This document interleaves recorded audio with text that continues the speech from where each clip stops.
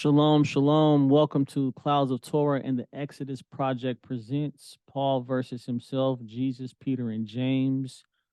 Today, I have special guest Steve from the Exodus Project in the building. How you doing, Steve?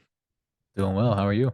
Good. Y'all check out Steve on the Exodus Project on his YouTube page. He's got lots of great content. He brings people on. They give their testimonies of coming out of Christianity. He has lots of good content concerning different topics in the Tanakh and the New Testament and how they do not go with one another. Two Mm, different religions, basically. yeah, definitely. So, yes, glad to have you here today. We're going to deal with Paul and how he just doesn't agree with himself, Jesus, Peter, and James. And Right. So we're going to be the foremost authorities on Pauline theology within the next couple years, I think, with all the Paul content we bring out. And just for the audience, you don't have to be a scholar. You all you have to do is read, pay attention, take notes, and Hmm. present your evidence. And people will hit you up and thank you and say, "Hey, man, I didn't know that. I didn't put that together, or I didn't see that. My pastor never told me about that verse." Like, there's a lot of things. So, you know, you don't have to go to school for 20 years to be able to read the text and decipher these things. So, Right. let's jump right into this. So, if Steve, you wouldn't mind reading? Let's get it. Yes, sir. Paul versus Peter. 2 Peter 3:16. As also in all his letters, speaking in them of these things, in which are some things hard to understand, which the untaught and unstable distort, as they do also the rest of the scriptures, to their own destruction. So that's Peter. Peter. Galatians 2:11. But when Cephas came to Antioch, I opposed him to his face because he stood condemned. So first we see Peter kind of defending Paul, saying, some of the stuff he says is hard to understand. If you're untaught and unstable, you distort things. And what's weird is Paul himself distorted a lot of scriptures. Mm-hmm. So, but we see Peter here defending him. And then on the flip side, we see Paul saying he opposed Peter on certain things. So it's not like they were the best of friends to begin with. And when you read Paul's letters, he kind of talks down to the disciples, calling like the so-called apostles, and you know his gospel is the right one. And a lot of his letters are like basically answering questions and like putting out fires, overall. So Right. I just wanted to set up a preface of, Paul versus Peter. Peter's kind of trying to defend Paul's letters, Mm-hmm. and Paul's in his letters is kind of talking down on Peter. So we already see something's going on there. So now let's get into what they actually disagreed about. Mm-hmm. According to each one's work. 1 Peter 1:17. And if you address as Father the one who impartially judges according to each one's work, conduct yourselves in fear during the time of your sojourn. Romans 3:28. This is Paul now. Therefore we conclude that a man is justified by faith apart from the deeds of the law. Back to 2 Peter 2:21. For it would be better for them not to have known the way of righteousness than having known it, to turn away from the holy commandment handed on to them. Hebrews 7:18. And yes, people, we know that Hebrews is not necessarily unanimously written by Paul, but it's definitely very Pauline. So Hebrews 7:18. For on the one hand, there is a setting aside of a former commandment because of its weakness and uselessness. So we see Peter saying God judges according to each one's work. And here we have Paul in Romans saying, we conclude. So the question is, who's we? Because it's definitely not Peter. And we're going to see it's not James or Jesus either. So when Paul says Right. we conclude, who is he talking about? Then he Maybe says, Luke. or Luke, right? We know definitely him and Luke disagree on this too, right? because Right. Luke 1:6 completely disagrees with this. A man is justified by faith apart from the deeds of the law. So why does Peter say, God judges according to each one's work? He doesn't mention faith here. Right. Right. Then, And go sorry, I don't ahead. mean to interrupt you. Go ahead. That last slide had Galatians 2:11, where Paul says he opposed Peter to his face because he stood condemned. Now, I can almost guarantee 100% of Christians who watch this program would say Peter was righteous. Um, Not necessarily that I agree, but for a Christian, you also believe in the book of Proverbs.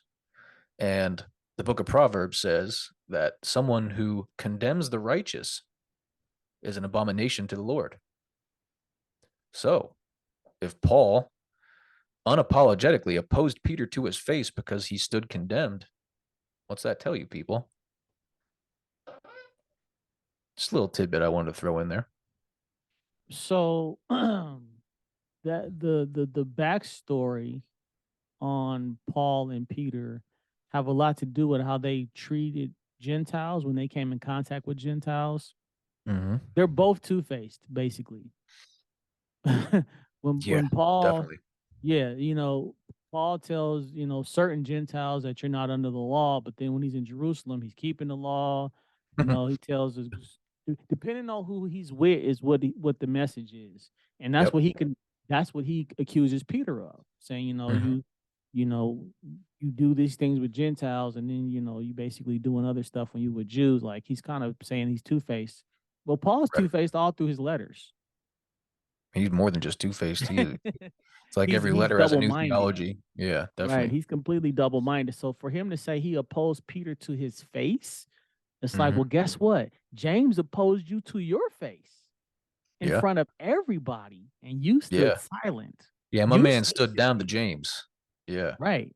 He was condemned. See, you see, when you read these letters, you put them together, everything he accused Peter of, Paul is guilty of. Hmm.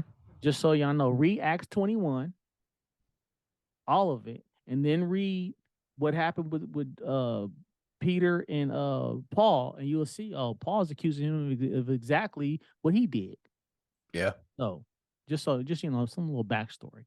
So um if we come back to here, we see Peter's talking about to turn away from the holy commandment handed on to them. So, I'm gonna be fair. Some Christians will say, "Oh, that's talking about the commandments Jesus gave, right?" But Jesus said to keep the Torah. He said to listen to the scribes and Pharisees. So if you Hmm. had any holy commandments given to you, it would have came from the scribes and Pharisees if you listen to Jesus in Matthew 23. Yep. And like, Steve said, we know it can be argued who wrote Hebrews, but it agrees that Paul says you're not under the law anymore. And Paul says, that we conclude. Who's the we? That's a whole question, right? A Hmm. man is justified by faith apart from the deeds of the law. But Peter says God will judge each according to one's work, and that work comes from keeping the law. So if Yep. Hebrews 7:18 says there is a setting aside of the former commandment because of its weakness and uselessness, how is that a holy commandment handed on to them if it's weak and useless, according to the Hmm. writer of Hebrews? Right. We see Peter and Paul are not on the same page according to works versus faith. Definitely. So full of good works and charitable deeds. Acts 9:36. At Joppa, there was a certain disciple named Tabitha, which is translated Dorcas. This woman was full of good works and charitable deeds, which she did. Acts 9:40. But Peter put them all out, and knelt down and prayed, and turning to the body, he said, Tabitha, arise. And she opened her eyes, and when she saw Peter, she sat up. Was it her faith or her works that were recognized? Here we see Peter raising somebody up, right? She opened her eyes, he prayed and everything. But he claimed this woman was full of good works and charitable deeds. Mm-hmm. Doesn't say her talk about her faith right here, right? But he does stress works and deeds. That's something that you had to do. Right. The writer of So Acts could have equally said this woman was full of great faith. and left it at that. Because Paul probably would have left it at Yeah, that. definitely. Right? So we see Tabitha was known for what she did, Mm-hmm. her works and deeds. It says full of good works and charitable deeds. So it kind of separated her good works and charitable deeds. So she was, she was doing things. She wasn't just going up around saying, "Oh, I'm a believer," right? Right. Because belief doesn't help people. If somebody's hungry, you can believe God, you can believe that they're saved and everything, but they're still going to have a hungry stomach. Exactly. Got to do something. So already, Peter's message is different than Paul's. Yeah, and I don't think any modern day Christian would disagree with that. I mean, anyone can say, "Oh, I believe," but sit at home and hoard their money. But who is putting the good in the world? The person who would like also say, "I believe," but gives money to a charity or gives a blanket to the poor, or you know what I mean? Like, you are the Right, good that you put into the world. That's right. isn't it like a big Christian proverb? You know, you could be the only Bible someone reads. I've heard that before. The way you act. So who are you agreeing with, people? Are you siding with Peter or are you siding with Paul? All your theology is coming from Paul, right? You believe that the commandments are nullified really because of Paul, but yet, I mean, there are so many Christian foundations out there for feeding the hungry, right? Right. Is that What is Tabitha or this? is that Paul? What is this holy commandment handed on to them? What is that? Mm-hmm. Can faith save him? James 2:14-20. What does it profit, my brethren, if someone says he has faith but does not have works? Oh, by the way, before we move any farther, uh, James says, my brethren. So in the first chapter of James, he addresses this book exclusively to the 12 tribes. I just think that's a good preface before we move forward He with what does. He says to who the James 12 was tribes talking which to. are scattered. That's what he says. So he's talking only to Jews here, people. So he says, what does it profit, my brethren, if someone says he has faith but does not have works? Can faith save him? If a brother or sister is naked and destitute of daily food, and one of you says to them, depart in peace, be warmed and filled, but you do not give them the things which are needed for the body, what does it profit? Thus also faith by itself, if it does not have works, is dead. Verse 18, but someone will say, you have faith and I have works. Show me your faith without works, and I will show you my faith by my works. You believe that there is one God, you do well. Even the demons believe and tremble. But do you want to know, O foolish man, that faith without works is dead? Well, well, well. Can faith save him? So we know it wasn't just faith that saved Tabitha, Right? right? She was doing the works. Mm-hmm. She was doing charity, charitable deeds, right? So, thus also faith by itself, if it does not have works, is dead. So when Paul says, we conclude, so he's definitely not agreeing with Peter and James that a man is justified by faith apart from the deeds of the law. That is a lie, Right. because we clearly see Tabitha was full of good works and charitable deeds. And we see here, it's not the faith that saves you. Faith without works is dead. Now, Yep. James wasn't just anybody. James was the brother of Jesus, and he was one of the leaders of the Sanhedrin. Is why when he checks Paul in front of everybody, the elders and everybody, Paul doesn't make a beep. He doesn't say anything. He doesn't say, "Oh, guess what? Peter, James, Paul, everybody, Jesus appeared to me on the road to Damascus. I don't have to listen to y'all. My gospel lets you be Right. accursed, right? He doesn't say any of that to James and the elders. Not a word. And even the demons believe. So if the demons have faith, according to the Christian doctrine, the demons are the workers of the devil and these things. Right. Should the demons also be saved? They believe. They don't need works, but they believe, Right. according to Right. James. Yeah. If everything Paul was pushing was so unanimously accepted, why did he feel the need in almost all his letters to harp on, I'm telling you the truth. I'm not lying. I'm telling you the truth. I promise. I'm not lying. Um, you only address things that come up. So people were clearly checking him, right? People were clearly pushing back at what he was saying. Otherwise, you aren't going to feel the need in personal letters, letters that are meant for only these congregations, to say, I'm telling you the truth. I'm not lying. Over and over and Over over. and over and over again. And James calls people fools if they think like this. So what is he saying about Paul?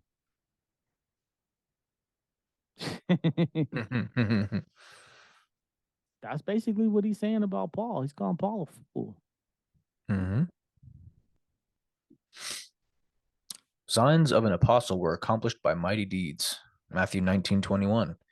Jesus said to him, if you want to be perfect, go, sell what you have and give to the poor, and you will have treasure in heaven. And come, follow me. 2 Corinthians 12:12. Truly among you with all perseverance in signs and wonders, and the signs of an apostle were accomplished by mighty deeds. Wait a minute. Paul wrote Corinthians, right? Yeah. Signs of an apostle were accomplished by mighty deeds. Where's the faith? It doesn't say only by faith. Mighty deeds. Jesus says if you want to be perfect, first give to the poor, then follow him. That's works. Yep. That's works. So how did when Paul says we conclude, he clearly was not talking about James, Peter, or Jesus. Right. Those are three big hitters in the New Testament. Mm-hmm. If you're gonna, because if you think about it, no other apostles or disciples even wrote books besides James and Peter. Right. Right. I mean, John. right? John the Baptist or John? Oh, John the lover of Jesus. Which Oh no. John? Oh That's what no. it says. The one whom he loved. Yeah. So you can. I shouldn't say they all didn't write books, but out of 12, not many of Yeah. them, like You a have third three. wrote. Yeah. And Okay, a third, a fourth. even of the three that are written, just about all of them are agreed to be pseudepigrapha. So what Right. do we really have? What So So and I could have picked on John versus Paul, but there was no need for it. If I can just I was just yeah. basically showing Yeah. you overall he doesn't agree with Jesus. If he didn't agree with Jesus off rip, does it matter that he disagreed with Peter or James? No. Yeah, If he's not exactly. even agreeing with Jesus, then what's the point, right? Right.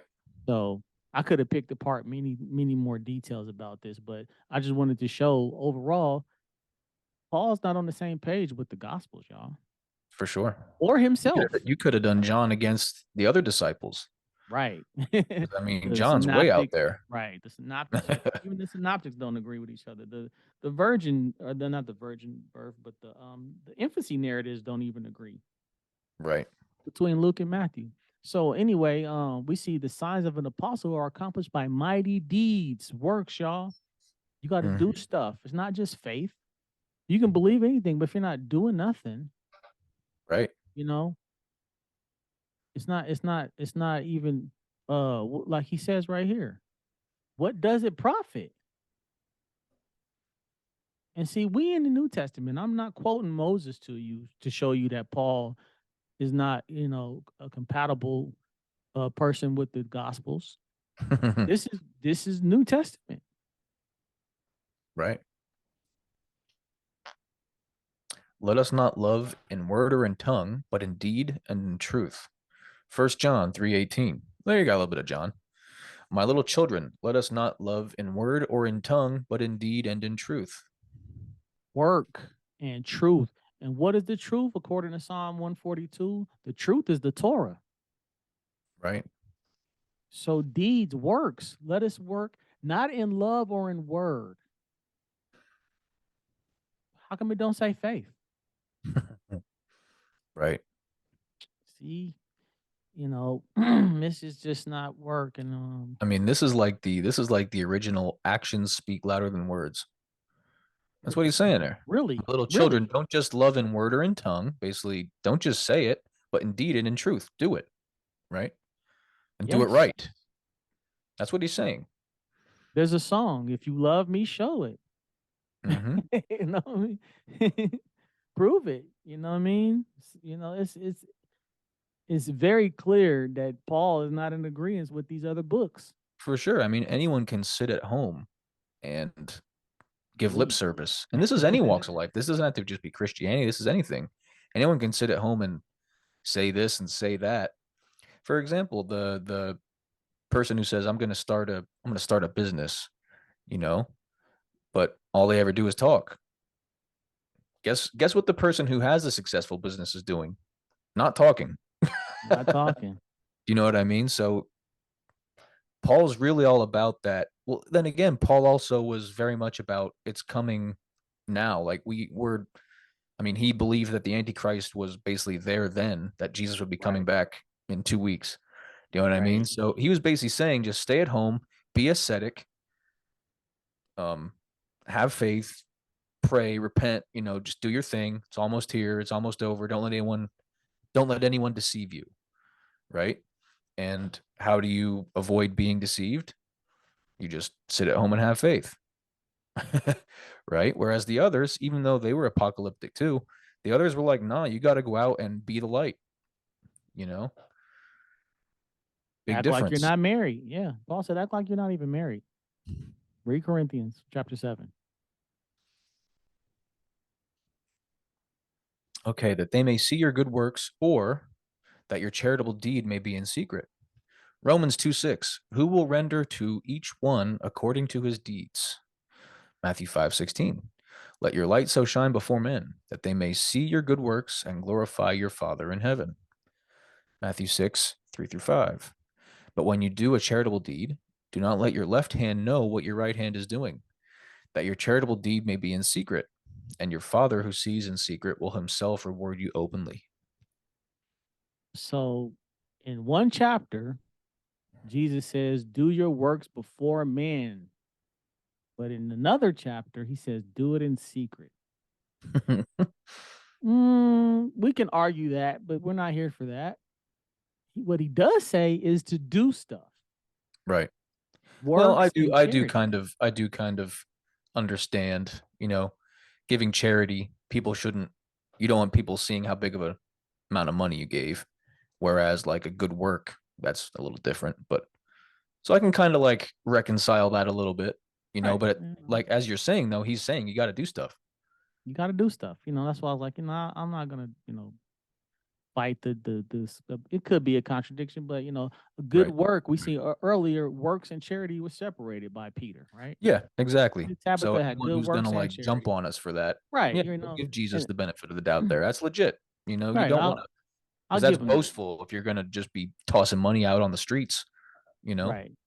And the good work could be, somebody's donkey fell and you wouldn't help them or something, Yeah. So yeah, Yeah. that wasn't the point here. The point is it says you got to do stuff. Good Yeah, works exactly. and charity. Exactly. Good works and charity.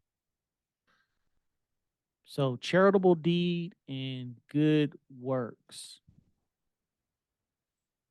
That's doing stuff. That's not just faith. Mm-hmm. Right.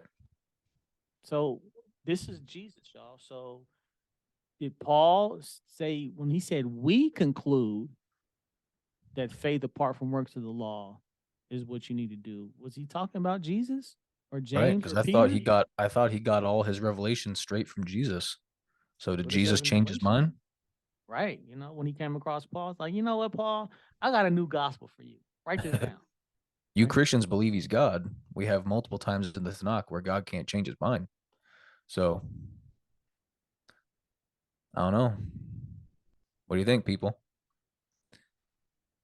Okay, he will reward each according to his works. Matthew 16:27. For the Son of Man will come in the glory of his Father with his angels, and then he will reward each according to his works. Romans 3:28. Therefore, again, we conclude that a man is justified by faith apart from the deeds of the law. Jonah 3 verse 10. Then God saw their works, that they turned from their evil way. And God relented from the disaster that he had said he would bring upon them, and he did not do it. So, backstory to Jonah. In the beginning of Jonah, we read Jonah goes and says, if you don't repent, Nineveh will be destroyed. The first thing it says, and the people believed God. Yep. Now, if it only said that, then it says, and God did not do what he said he was going to do, you'd have an argument. But that's not what it says. It says they fasted, they turned from their ways, right? And God saw their works. It doesn't say God saw that they believed. Right. That's not what got them saved. They repented and he's seen their works. Right. So again, Jonah's not in the we with Paul. No, not at all. Jesus is not in the we with Paul. James is not in the we, and Peter is not in the we. Right. Here's a Who's little in the something for we? y'all to chew on. Um, Christianity, the New Testament cites that Jesus being in the belly of the whale, or Jonah being in the belly of the whale, was, a prophetic type, right? A shadow for Jesus being in the ground 3 days, right? What was Jonah's mission? Jonah's prophetic career, he went to non-Jews. Didn't Jesus say he only came for the lost sheep of Israel? Matthew 15. So that's not really necessarily connected to what we're talking about here, but that's just something for y'all to think about. Everyone tries to connect everything together, but y'all also say that non-Jews had no salvation back then before Jesus. Not according to Jonah Or Noah. or Noah Noah's pretty big, right? or Naaman. We forget about him. Right. Naaman, yeah. Yeah. It's when you And that don't was that was read, Paul's whole mission, was to go to the non-Jews, because right? That was they like, weren't they weren't checking and clarifying his statements because they didn't have a Torah on hand. right. Some did because according to Acts, the Ethiopian had Isaiah, right? Mm-hmm. Yeah. So, but overall, we see works, works, works, and I don't know who this we is Paul's talking about. Yeah. Yeah. That's big. If therefore we conclude, like, we can harp on that all night. Is he talking about Jesus? Like, he says that everything he has is straight from Jesus. I mean, he even says he went up to the third heaven, was face to face with God. It was like on the level of Moses. So, Yeah, that's a problem. but be doers of the word. James 1:22 and following. But be doers of the word and not hearers only, deceiving yourselves. For if anyone is a hearer of the word and not a doer, he is like a man observing his natural face in a mirror.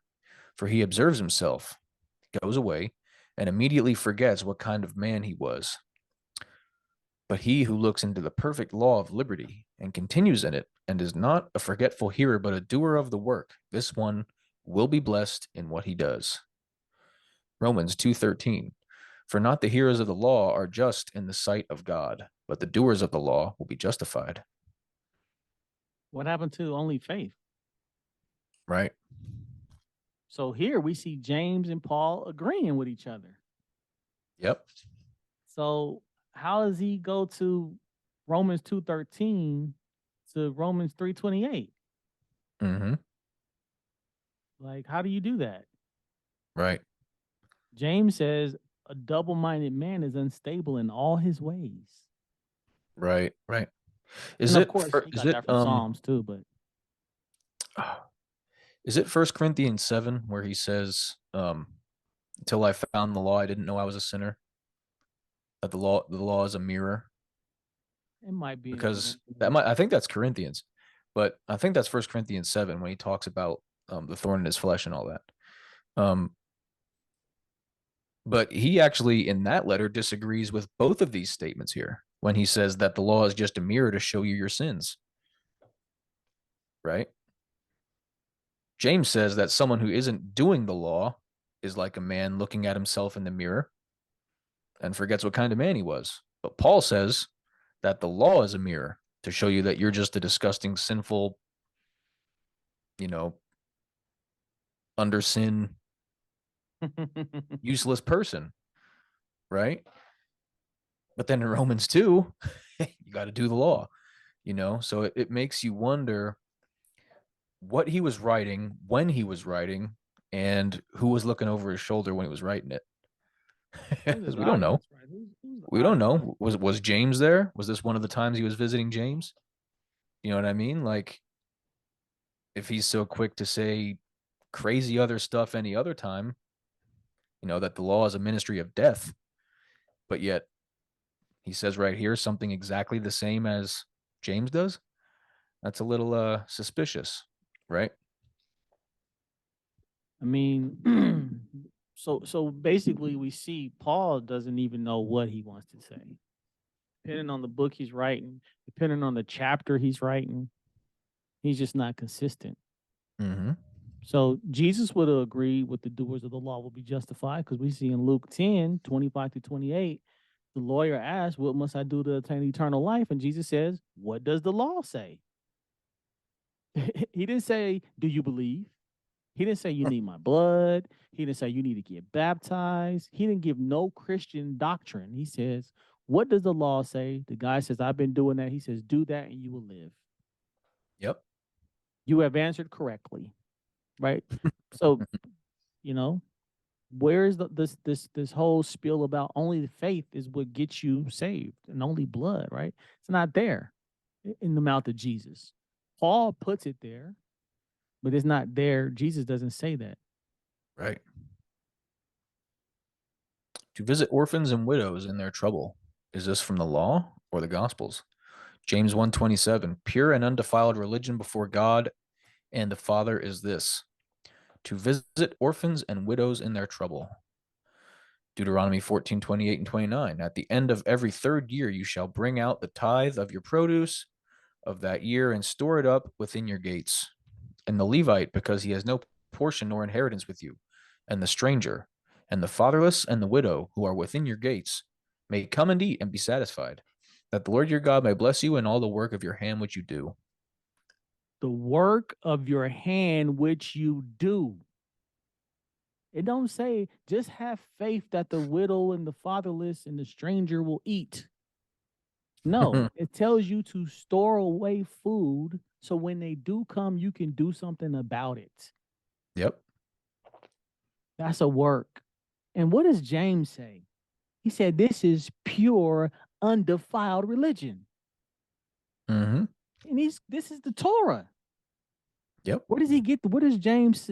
Why is he harping on orphans and widows?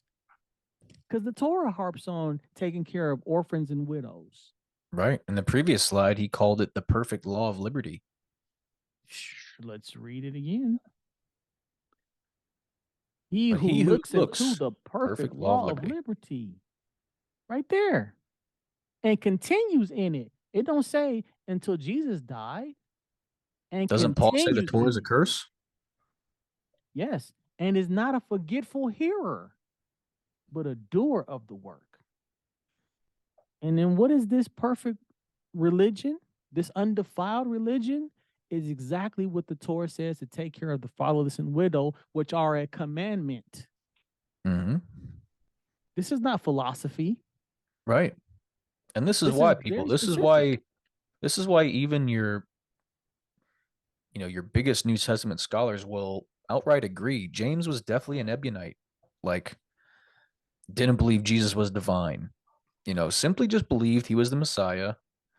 He died, so we had to kind of like rethink about how we view him, but he was keeping the Torah, people.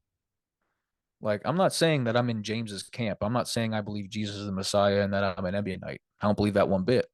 What I'm saying is he simply just believed his brother was the Messiah. He died. Therefore, you look back on the Tanakh and, okay, maybe that's what the Messiah had to do, but they kept everything else. He was still a Jew, people. He The didn't first Christians were follow in Jews. Paul's camp. Yeah, exactly. He didn't follow in Paul's camp and side with Greece, side with Philo, Plato. He didn't buy into that. And he told Paul, show everybody else you keep the law too. Yeah, he did. Checked him. Read Acts Made him prove 21. it. Mm-hmm. Yeah.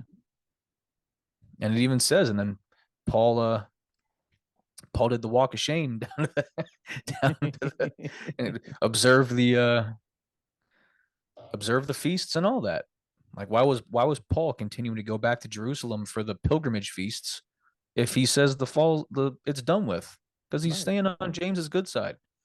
And then what happens later in Acts, in my opinion, I think Paul just got sick of it and just start shipping money out there to keep him off his back. What's that? They say that I can't think of what chapter that is in Acts, where it says that there was a debilitating famine. So all the non-Jewish churches just got some money together and started shipping it to Jerusalem. What was that about? Was that just to keep people quiet? Like, Hush money. mm-hmm. He administers justice. Deuteronomy 10:18. He administers justice for the fatherless and the widow, and loves the stranger, giving him food and clothing. Matthew 23:23. Woe to you, scribes and Pharisees, hypocrites, for you pay tithe of mint and anise and cumin, and have neglected the weightier matters of the law, justice and mercy and faith. These you ought to have done without leaving the others undone. Micah 6:8. He has shown you, O man, what is good. And what does the Lord require of you but to do justly, to love mercy, and to walk humbly with your God? So, of course, if we're going to mirror anybody, it's going to be the Most High, who administers justice for the fatherless and the widow, loves the stranger, giving him food and clothing. Even God does works. Mm-hmm. He keeps the universe happening, right? That's a work. Oh, yeah. That's focus. That's attention. That's work. I mean, it's light work, of course, if you're God, but that's doing stuff. Mm-hmm. Right. The God of action, for sure. Completely. This is the world of action. And there's, not to go down that road, but this is the world of action. You got to do stuff in this world, And Matthew 23:3, it says, you neglected the weightier matters of the law.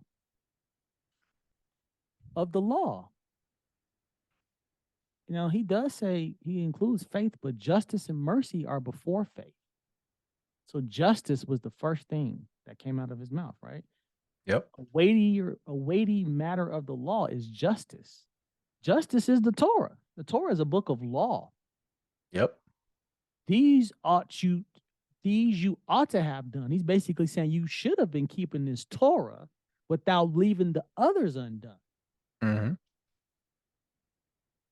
So mercy and faith is there. Yeah, you should believe in what you're doing. And your belief is what gives you the ability to go forward. Like if you don't believe in a cause, you're not going to show up to the Salvation Army if you don't believe in the cause. If you don't believe in feeding people, then you're not going to show up to do it, right? Right. So you do need faith, and you should have mercy because you're like, you know what? I have mercy on those people. I see the cause. Now let me go do the work. Let me go hand out those turkeys. Let me go, pour that soup in that bowl. Let Yep. me go give out these blankets. So they all go together, but you can't just say faith by itself without works is what makes a man righteous. When we just seen, you have to do stuff this whole time.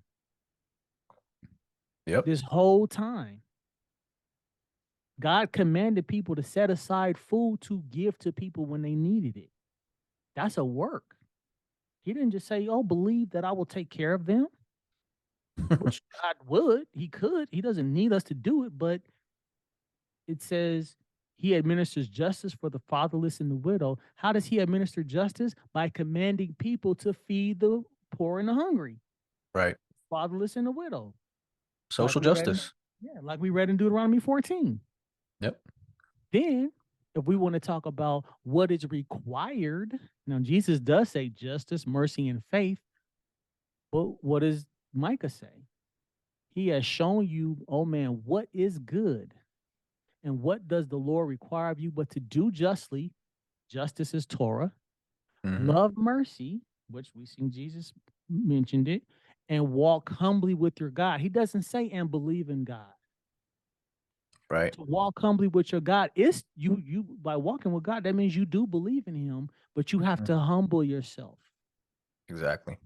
And when you humble yourself, you get salvation, because it says he gives salvation to the humble. Humility is a huge trait. But again, what's first? Justice, Torah, mercy, and humility. Right. So Torah's first. What is required of you? It doesn't say believe in the Messiah. That's not what was required. It doesn't say that right there. Should you believe a Messiah is coming? For sure. We need somebody, a leader in the world, to get it together. And God has appointed somebody in the future to do that. I mean, the world works on justice. The world works when you have a court system. One of the 7 laws of Noah is to establish a court system. Without a court system and justice, you cannot run and function in society. You need rules. Everybody's house has rules. No house can run smoothly without rules. Right. Everybody just can't do what they want to do. Doesn't work like that. So justice, mercy, and faith, I can agree with that. There's nothing wrong with having justice, mercy, and faith. But it's a matter of the law, not just faith. Faith is not isolated. What is justice in Greek?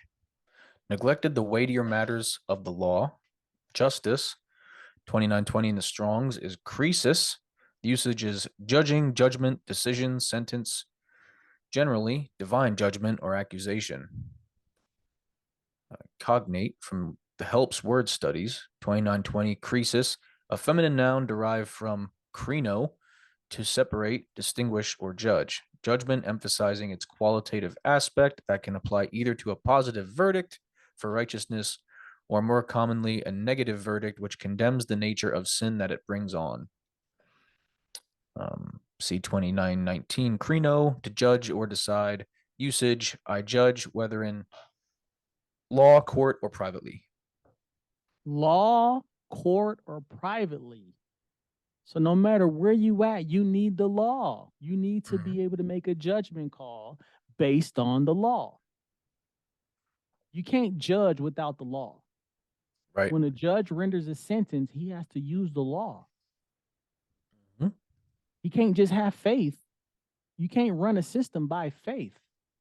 You can't say, well, I believe you should get a year in jail for what you did. Based on what?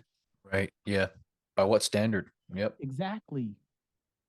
That standard or that sentence comes from judgment, which comes from the Torah.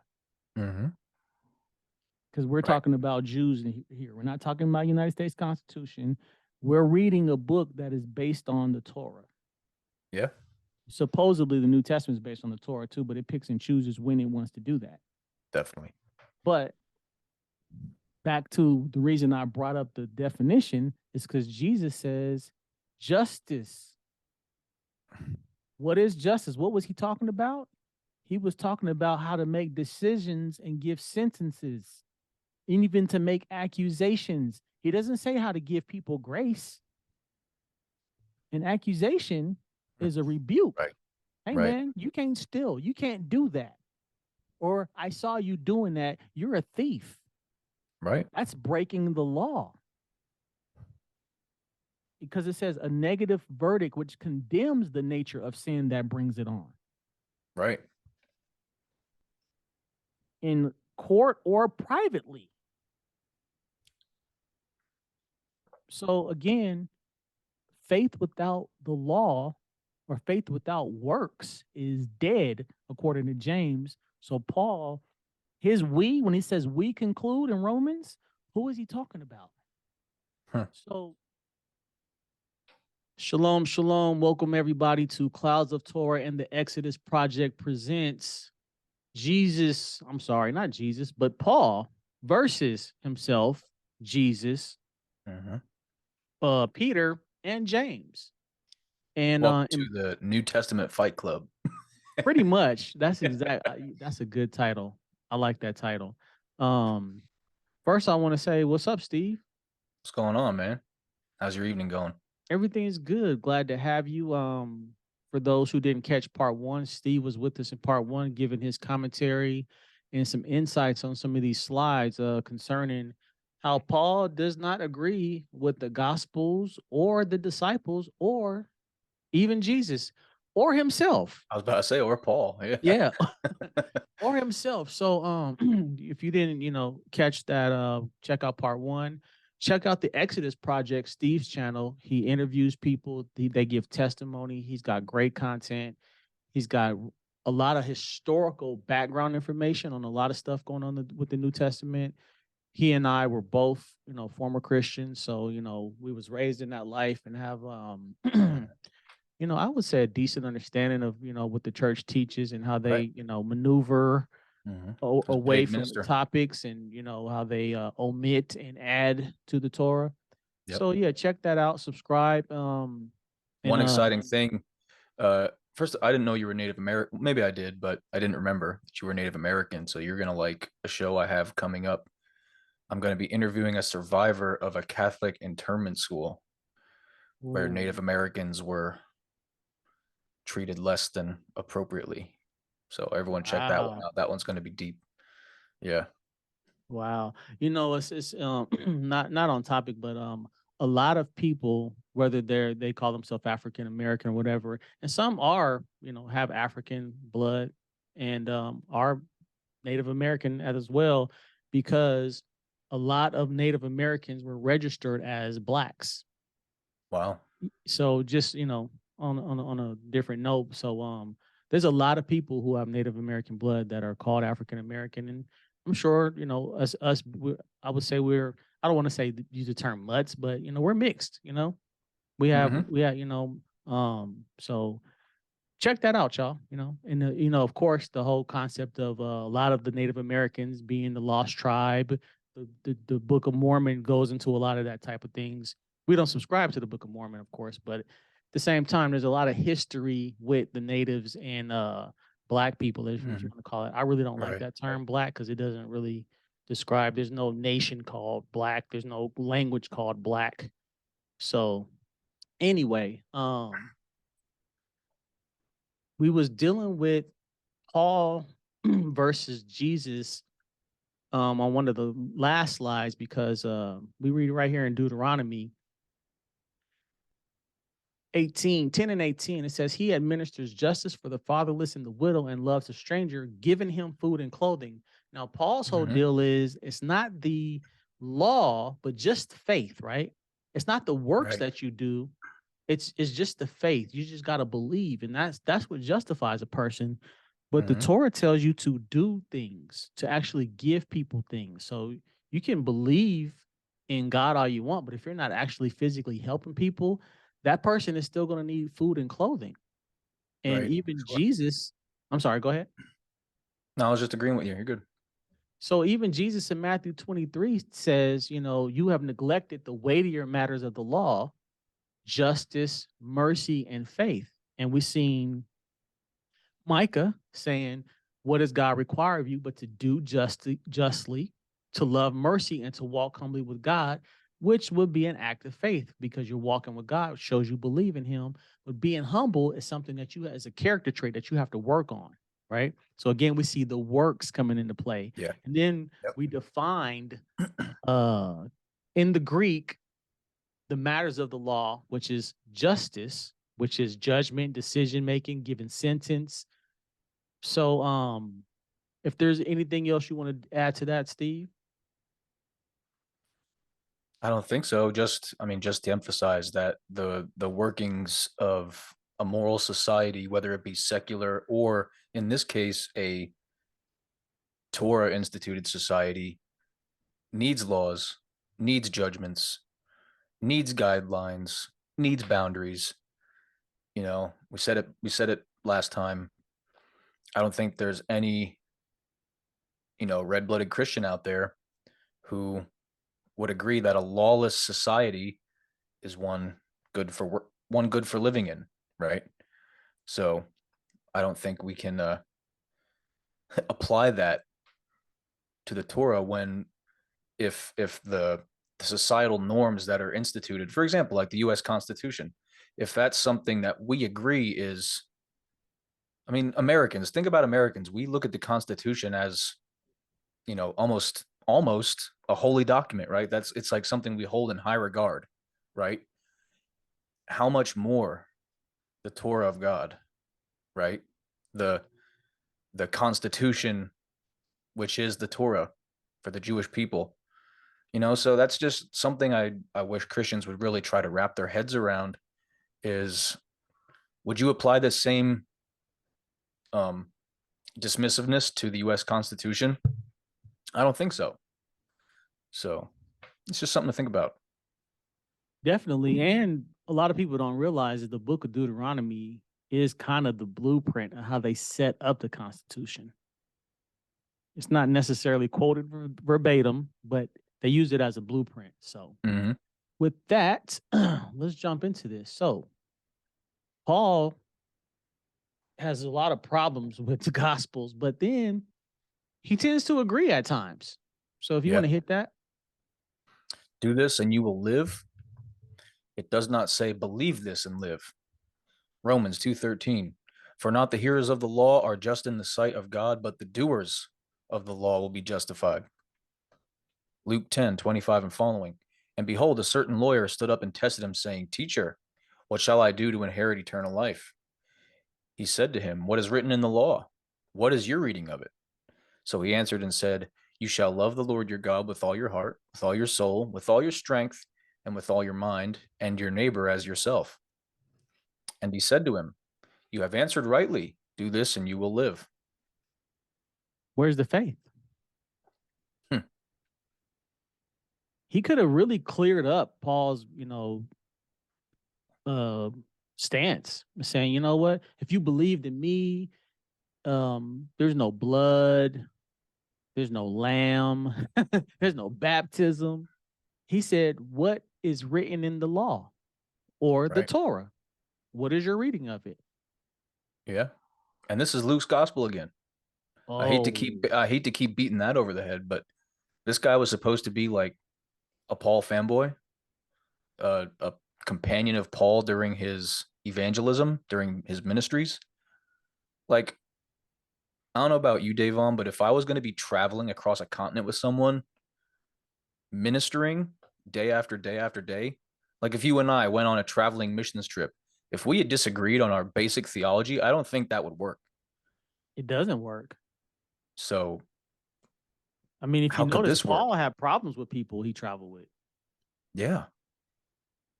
He fell out with, what was it? Not Barnabas. Who did he fall out with? Started with a B, I thought. Barabbas. What was the guy's name? No, he did travel with Barnabas.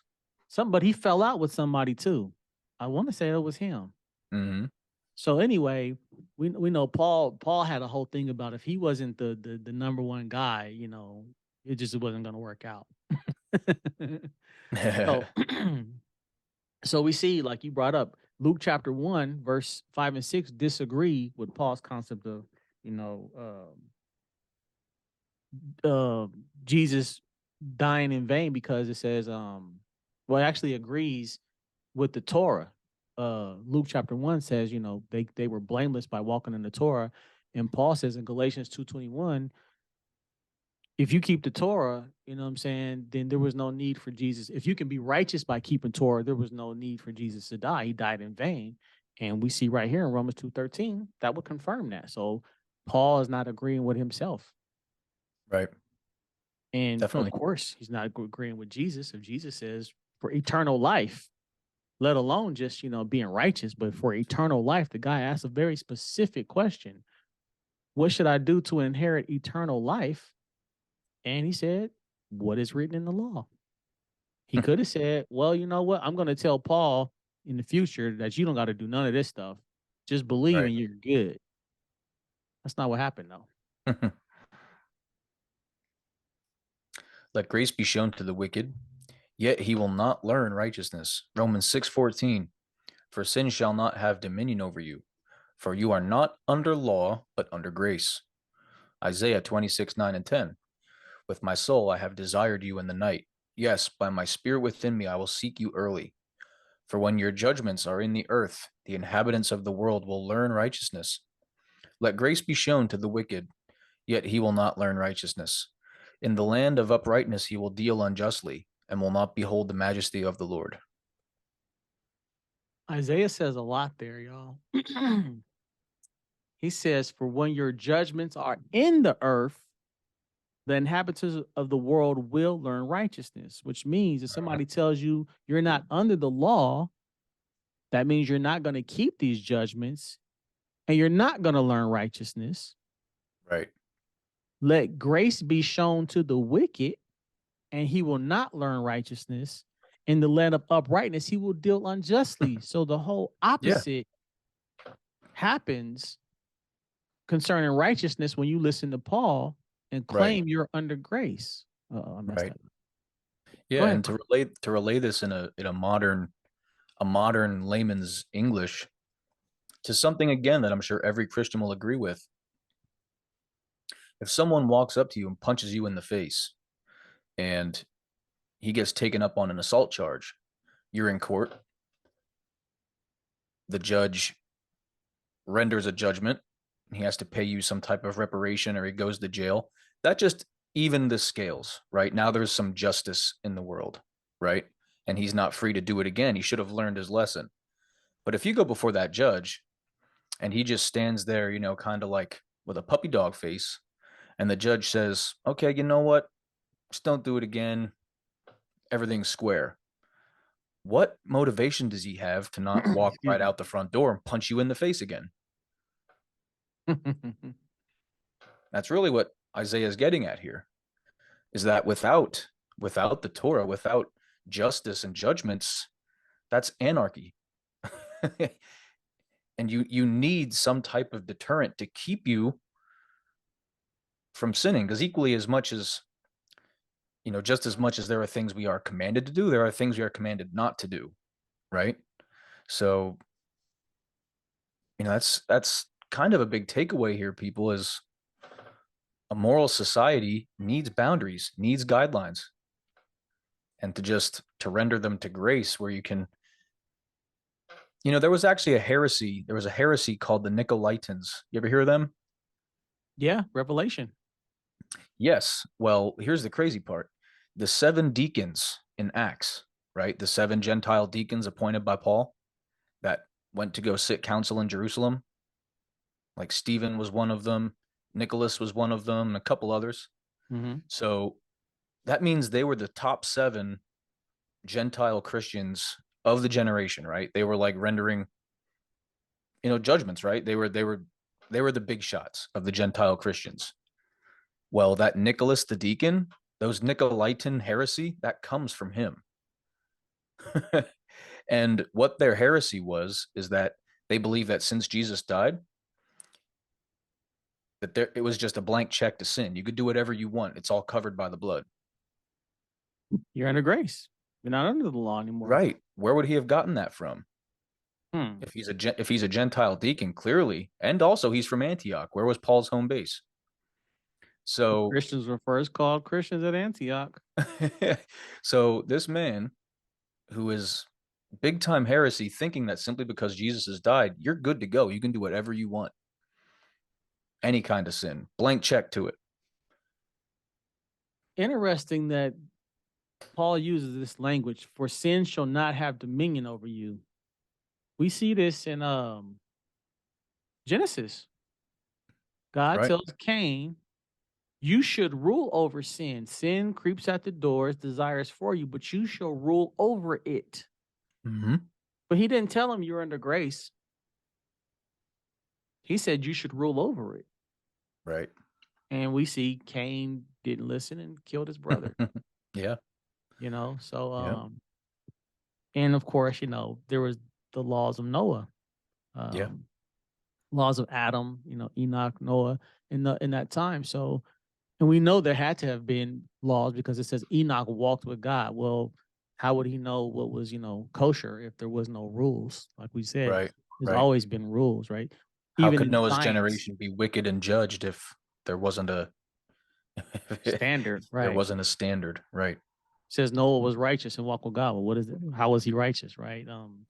Even if you want to just get simple, we have the laws of physics. Well, who made those laws?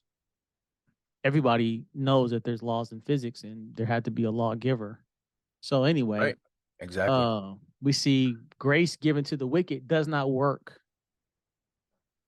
for those who read it, Jeremiah or Isaiah 26:9-10. If you are led by the Spirit, you are not under the law. Galatians 5:18. But if you are led by the Spirit, you are not under the law. Romans 8:14. For as many as are led by the Spirit of God, these are the sons of God. Luke 2:40. And the child grew and became strong in spirit, filled with wisdom, and the grace of God was upon him. Galatians 4:4. But when the fullness of the time had come, God sent forth his Son, born of a woman, born under the law. Psalm 19:7.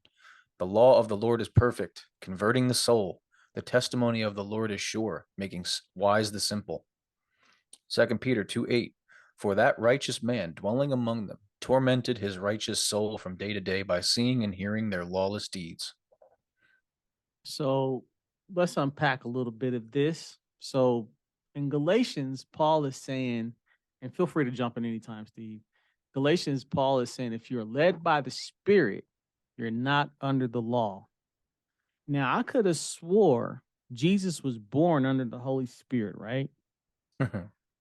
So why was he born under the law? If you're led by the Spirit, you're not under the law, right? And we see the child grew and became strong in spirit, even though he was supposedly born with it, right? The Holy Spirit is how Right. Mary conceived. So how did he get, you know, the Spirit? And then, of course, he, you know, lived with this Spirit from the time he was a baby. So if he was But then born it under but the then it law, turned into a dove and descended upon him when he got self, baptized. oh yeah, he did descend upon himself, since he is the Holy Spirit too. So In the shape of a bird. right, So I so don't. Then he became a God's not just a lamb man now, God's a bird now too. Like and a lamb. So he became a bird and a lamb too. yeah. So so what I'm driving at here is Paul says if you're led by the Spirit, you're not under the law.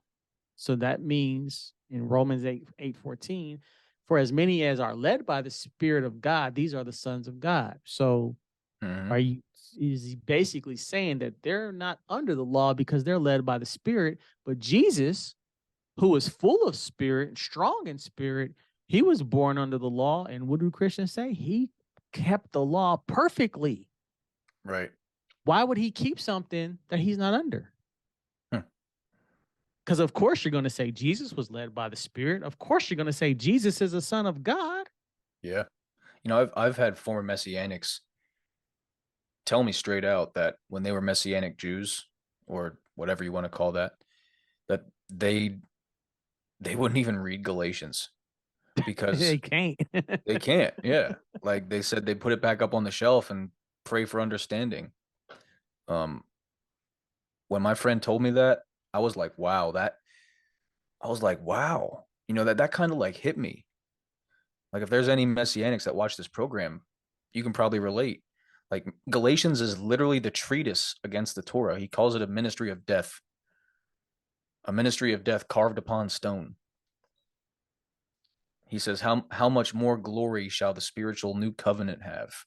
if even the old covenant, which is dying, fading away, had enough glory to make Moses's face shine, something to that effect, you know, a new and better covenant. This, like, honestly, no messianic knows what to do with Galatians. It's like it's like incriminating. Galatians incriminates Paul. It does. It doesn't work for the gospels. It doesn't work for anybody Torah observant. Because again, back to Peter. 2 Peter 2:8, for that righteous man dwelling among them tormented his righteous soul. Why was he tormented? Because he heard of their lawless, he saw and heard their lawless deeds, which means he kept the law, is why he was called righteous. And they were lawless, meaning they were not under the law or not keeping the law. So for Paul to say, if you're led by the Spirit, you are not under the law. Mm-hmm. Well, doesn't Proverbs say, he who does not hear the law, even his prayer is an abomination? Right. Proverbs 28. So you can't even pray if you're not under the law, whether you're under the laws of Noah or the laws of the 613 laws of Mount Sinai. So, and if the law is perfect, converting the soul, the testimony of the Lord is sure, making wise the simple. If the law makes one perfect and converts the soul, why wouldn't you be under the law? Why would you avoid that? Something that's going to convert your soul and make you wise. How does that work? Because if you are truly a follower of Jesus, and the Christians claim he was sinless because he kept the law perfectly, he had to be under the law to do that. Because if not, he couldn't have kept the law perfectly. He would have been breaking it. So right. I And hope this is even computing. the language is so cryptic, under the law. Under the law. Like when I pull up to a stop sign, do I feel like I'm under the law? Or am I simply just obeying the law? Like, Right. you know what Right. I mean? Like his language, you need 15 PhDs to even understand like what he's talking about. Well, this is why Peter, and of course the scholars say they don't even think Peter wrote this, but Peter says that Paul's letters are hard to understand, and they're not really hard to understand if you know what the point he's trying to make. Paul does not like the law, and he's a hypocrite because he should have told all this to James when James confronted him in front of everybody in Acts 21. Yep. He didn't say none of this. Right. Instead agreeing with James, saying, "Okay, yeah, I'll go minister to the non-Jews and tell them they have to keep the Noah." There's like a variation of the Noahide laws there in Acts, right? He says, "Yeah, Acts that's fine. 15. I'll do that." But then you see in Corinthians, he goes right back. He goes right back to that Platonic dualism of physical versus spiritual. That if you realize that the idol that they're sacrificing to is fake and has no power, you can eat whatever you want. Like, Right. so he is such a chameleon, and I would picture Paul as being a type of person that was always looking over his shoulder, right? I'm gonna write this to you as long as James ain't looking. You know what I mean? I feel like Right. his audience dictated what he said. Completely. So Because when he was in Acts 28, when he got to Rome, he told the Jews in Acts 28:17, I have done nothing against our people or against our customs. But in Acts 26, he admits to killing people and put them in prison. So it's like, okay, when you're in Jerusalem, you're admitting to your crimes, but in Rome, you didn't do nothing, huh? right. Okay. And then Acts So, says he's a student of Gamaliel. But Gamaliel, when asked about the Christians according to the New Testament, says, leave them go. right. So If why are it's you? if it's of God, we can't stop it. And if it's not, it'll fizzle out on its own. So why is Paul going out and beating him up? And why is he getting authority from Sadducees to do it? Yeah. And according to John, it says they don't have authority to kill nobody. So where did Paul really get his authority to kill? Maybe because he was a Roman. But We already Maybe. did a video on that. So y'all go Yeah. check that out. Yep. So let's move on. Whoever does and teaches them, he shall be called great in the kingdom of heaven. Hebrews 7:18. For on the one hand, there is an annulling of the former commandment because of its weakness and unprofitableness. Matthew 5:17 and 19.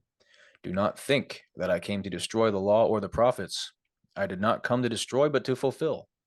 For assuredly I say to you, till heaven and earth pass away, one jot or one tittle will by no means pass from the law, till all is fulfilled. Whoever therefore breaks one of the least of these commandments and teaches men so shall be called least in the kingdom of heaven. But whoever does and teaches them, he shall be called great in the kingdom of heaven. The writer of Hebrews will be great or least in the kingdom of heaven. So when Paul says, imitate me as I imitate Christ, did Paul say to keep the commandments or that they are weak and unprofitable? If they're annulled. Did Jesus say that in Matthew 5:17 through 19? No, don't think so. So Paul's really not an imitator of Jesus, as No. he claimed. Read it for yourself. Paul says, imitate me as I imitate Christ, but he's not imitating Jesus. Even if he didn't write Hebrews 7:18, we read earlier that he says you're not under the law.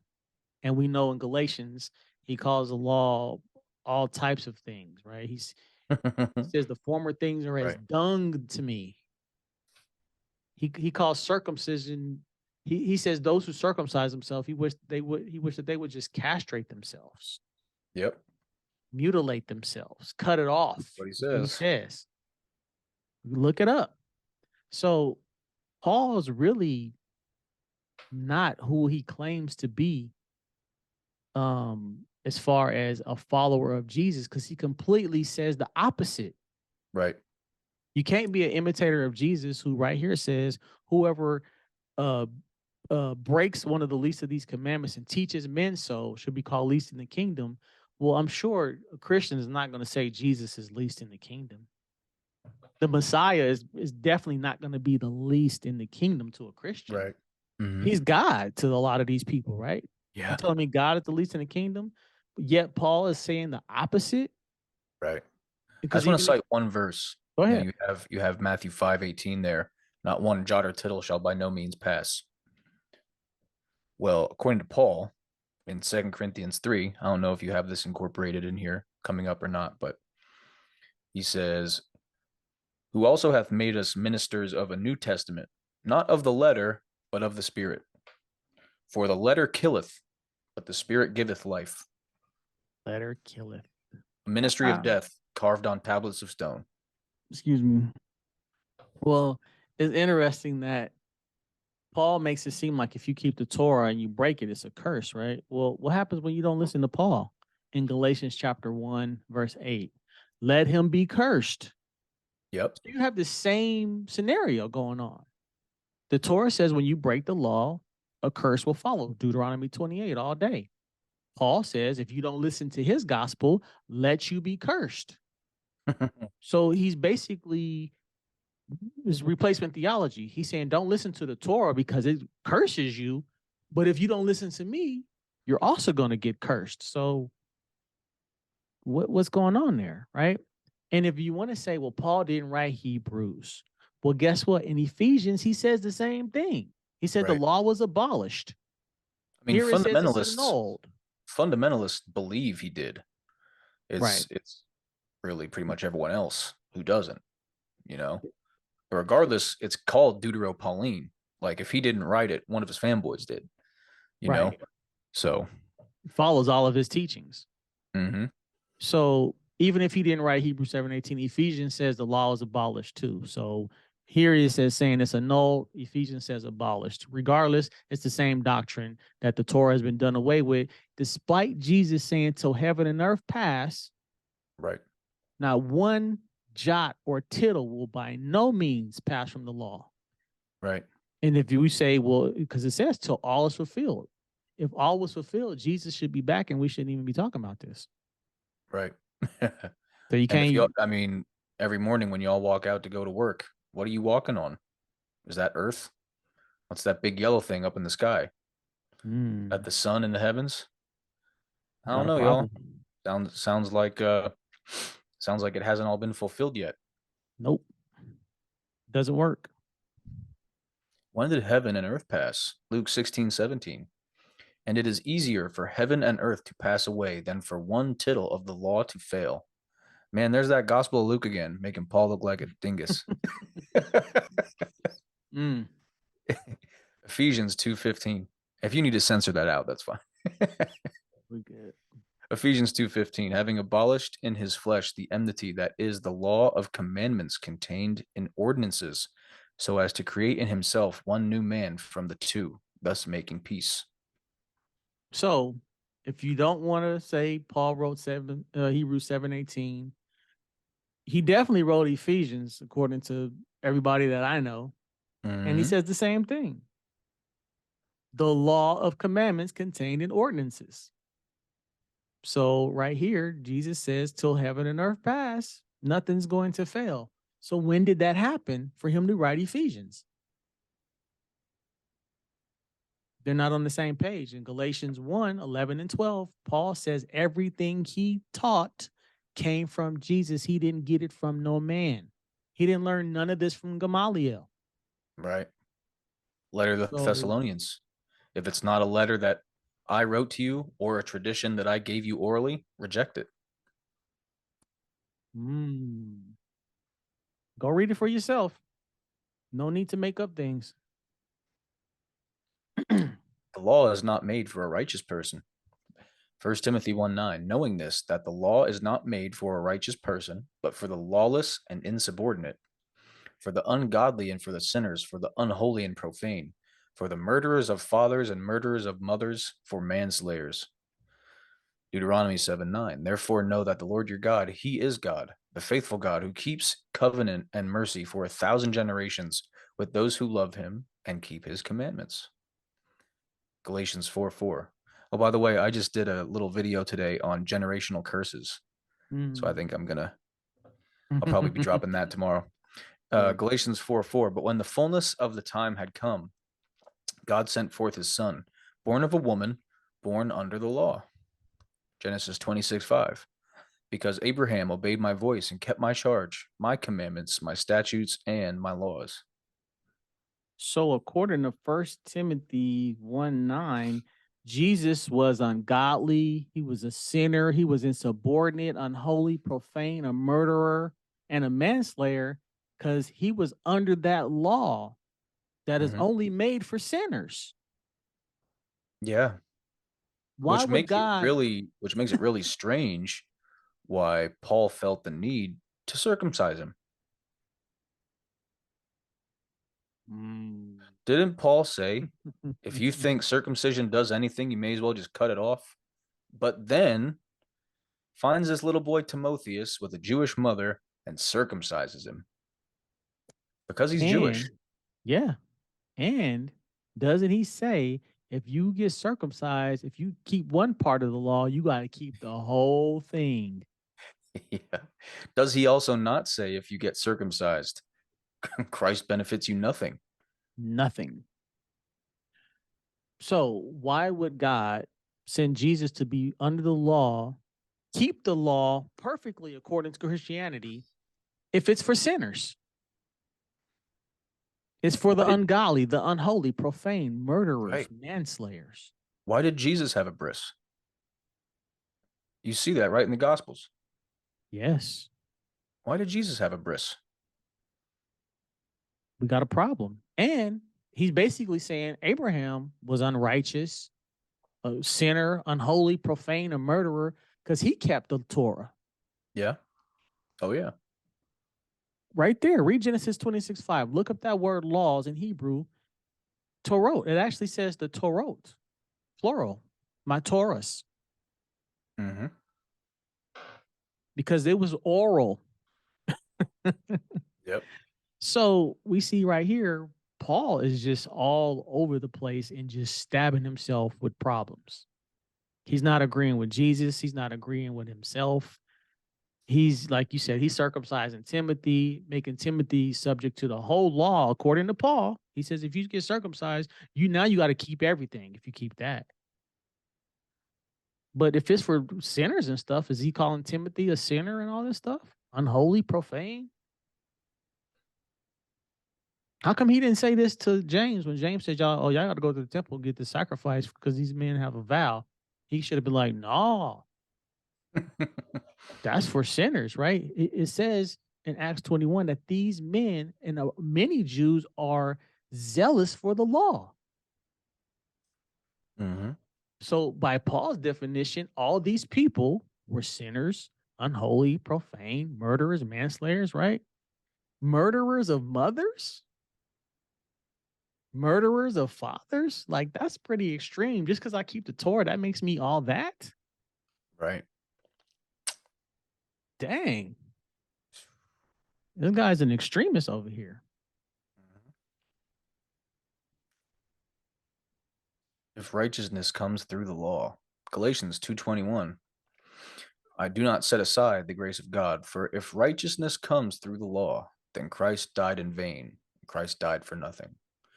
Philippians 3:6, concerning zeal, persecuting the church, concerning the righteousness which is in the law, blameless. Romans 10:5, for Moses writes about the righteousness which is of the law. The man who does those things shall live by them. Deuteronomy 6:25, then it will be righteousness for us if we are careful to observe all these commandments before the Lord our God, as he has commanded us. You want to go first? Yeah, I'll take a second on Galatians 2:21. And I'm going to cross-reference that with the bottom one there, Deuteronomy 6:25. So then it will be righteousness for us if we are careful to observe the commandments. Pretty plain, right? Yep. So when Paul says, if righteousness comes through the law, then Christ died in vain. So, like a video we just recently did, I agree. If righteousness comes through the law, Christ most certainly did die for nothing. And that's a pretty good deduction on my part and Paul's part. You know, he's right. You know, you can be righteous via the law. He's right. Christ did die for nothing. You know, even if we do concede, okay, a person could be a sacrifice. Like, okay, we already have the Torah. We don't need anything else. You know, so he really just goes out of his way to make these very like off the wall comparisons, you know, and then people, you got to read when you read in Acts that it says Paul was a Pharisee or a Pharisee of Pharisees, but then you read something like that, and in the age of technology, when you can look at a slide like we're looking at right now, how can you still be in the church? I mean, it's really that simple. Look at those two verses right next to each other. They're in the same book. Like, Davon and I didn't sneak it in your house and change your Bibles up, you know?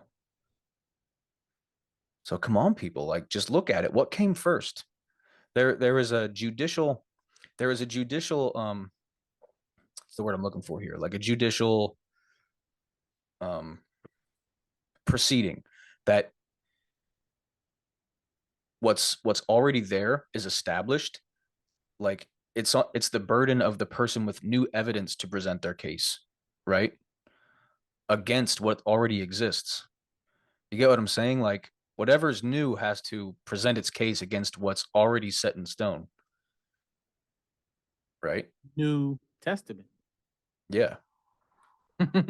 Paul preaches a new covenant. So it's like the burden is now on him to present the evidence. Like, you're the one who has to show us the truth against what's already in place. And I'm sorry, Paul, but you didn't do it. Like, you told on yourself, buddy. He told on himself in Galatians 2:21 and in Philippians, because who's Paul talking about saying concerning zeal, persecuting the church, concerning the righteousness which is in the law, blameless? Who is he talking about? Tell him, How Davon. did Who's he talking who about? is righteous in the law? How did he attain righteousness which is in the law and be blameless? If he tells you in other books, you can't do that. Without the blood of Christ, you have nothing coming to you, right? And then he says in Romans, for Moses writes about the righteousness which is of the law. The man who does those things shall live by them. That's exactly what Jesus told that lawyer in Luke 10:25-28. Mm-hmm. Do this and you will live. Uh-oh. So how exactly is Paul telling you that if righteousness comes through the law, Jesus died in vain? If that's true, then he basically just told you the whole concept of Jesus dying for you is bogus. Yep. Out of his mouth. Mm-hmm. One of his mostly upheld doctrines is Galatians. Like Romans and Galatians are like the Constitution for Christians. Definitely. Definitely. So one of them is telling you to keep the righteousness which is of the law. Right? It says, for Moses writes about this.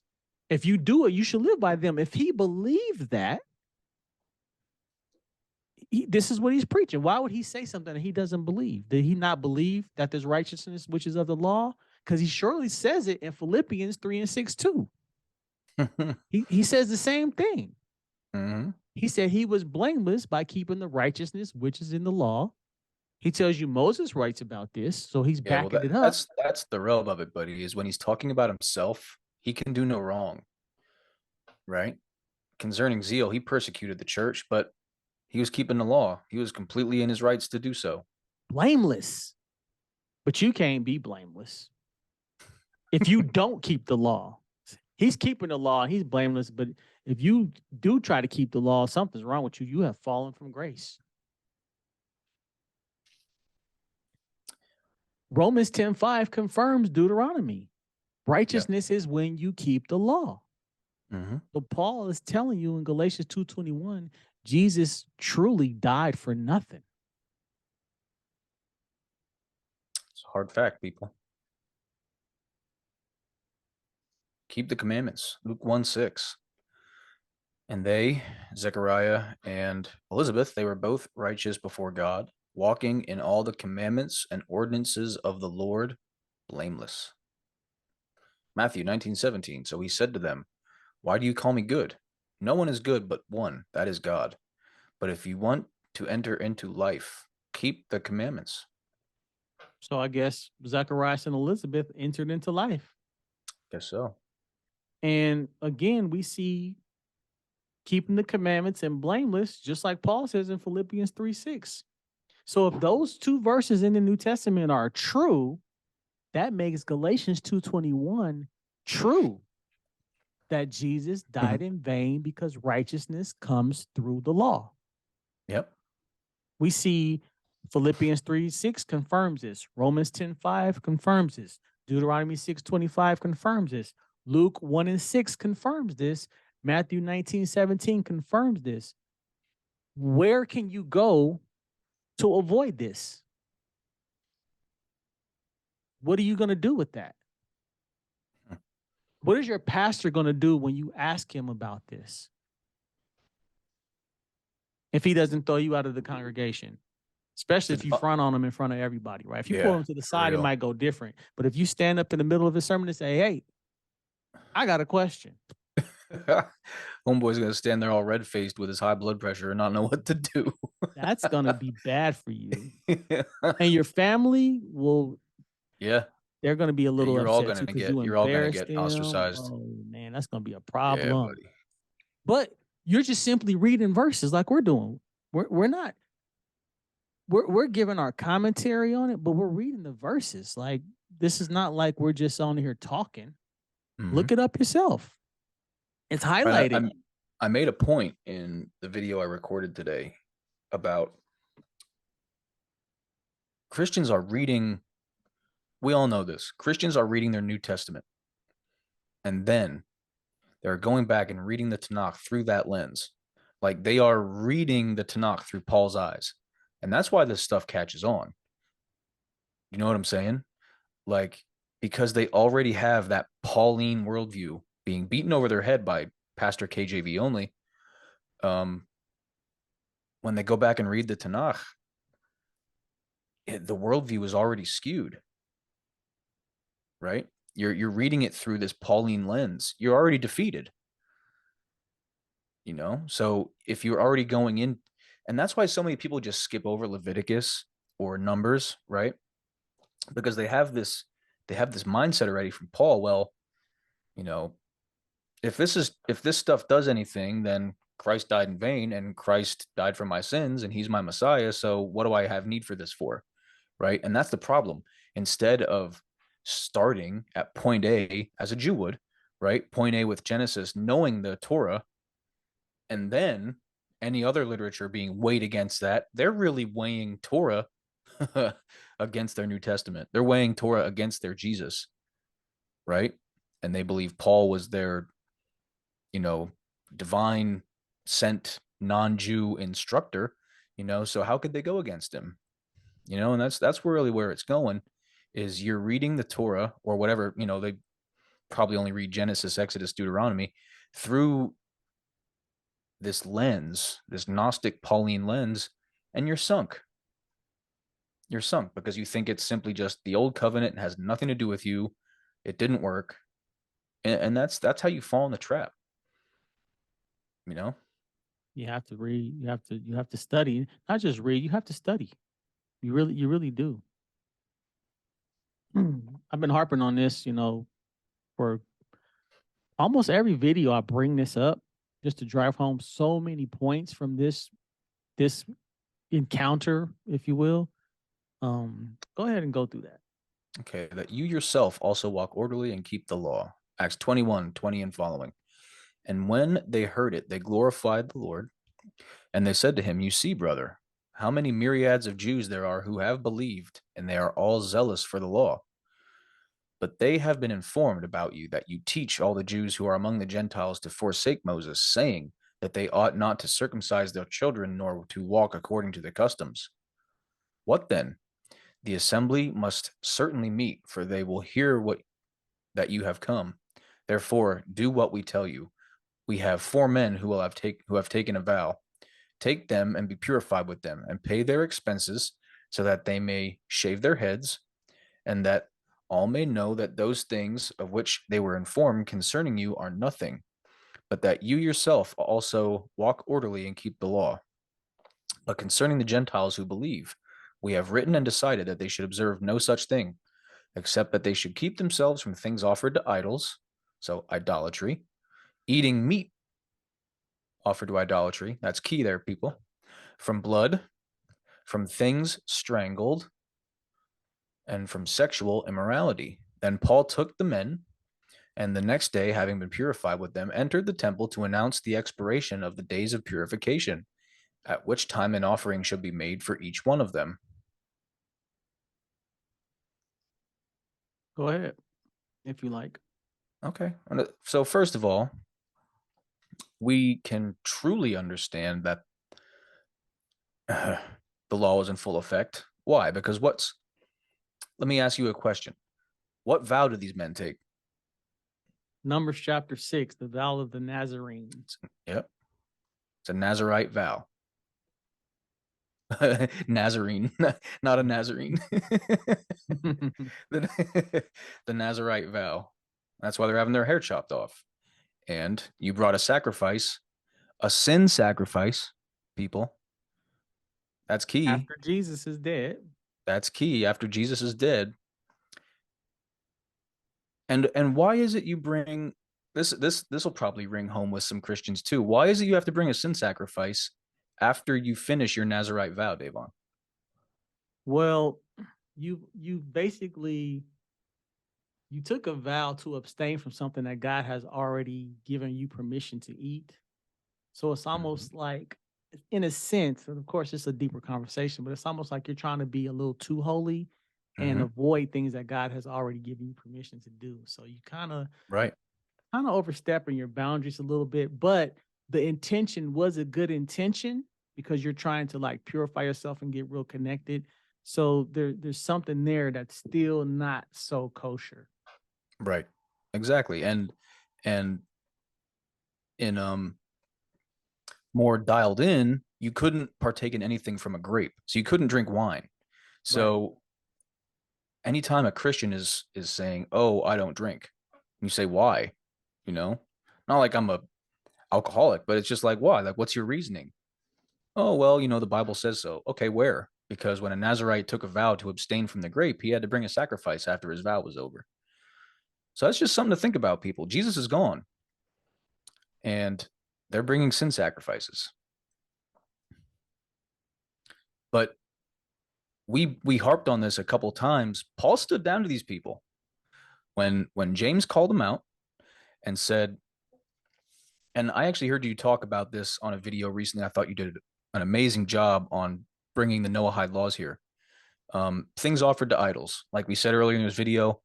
Paul blows this up in Corinthians, basically says, that physical versus spiritual dualism. If you know that they're just pieces of stone, you can eat whatever you want. But James, and he agreed right here, right? That a non-Jew, this is basically like a Jesus Noahide. Ain't that weird? Like, this is basically like a Jesus Noahide, right? You can't eat things offered to idols, aka you must abstain from idolatry, from blood, from things strangled. That means you can't eat the limb of a living animal because you run the chance of the thing still being alive. It could have just passed out, might still be alive. From sexual immorality, and clearly stealing and murder aren't on here because that kind of goes without saying, right? Yeah. And then Paul goes with the Nazarites to watch them get their hair cut off, and he pays for their sacrifices. So, like,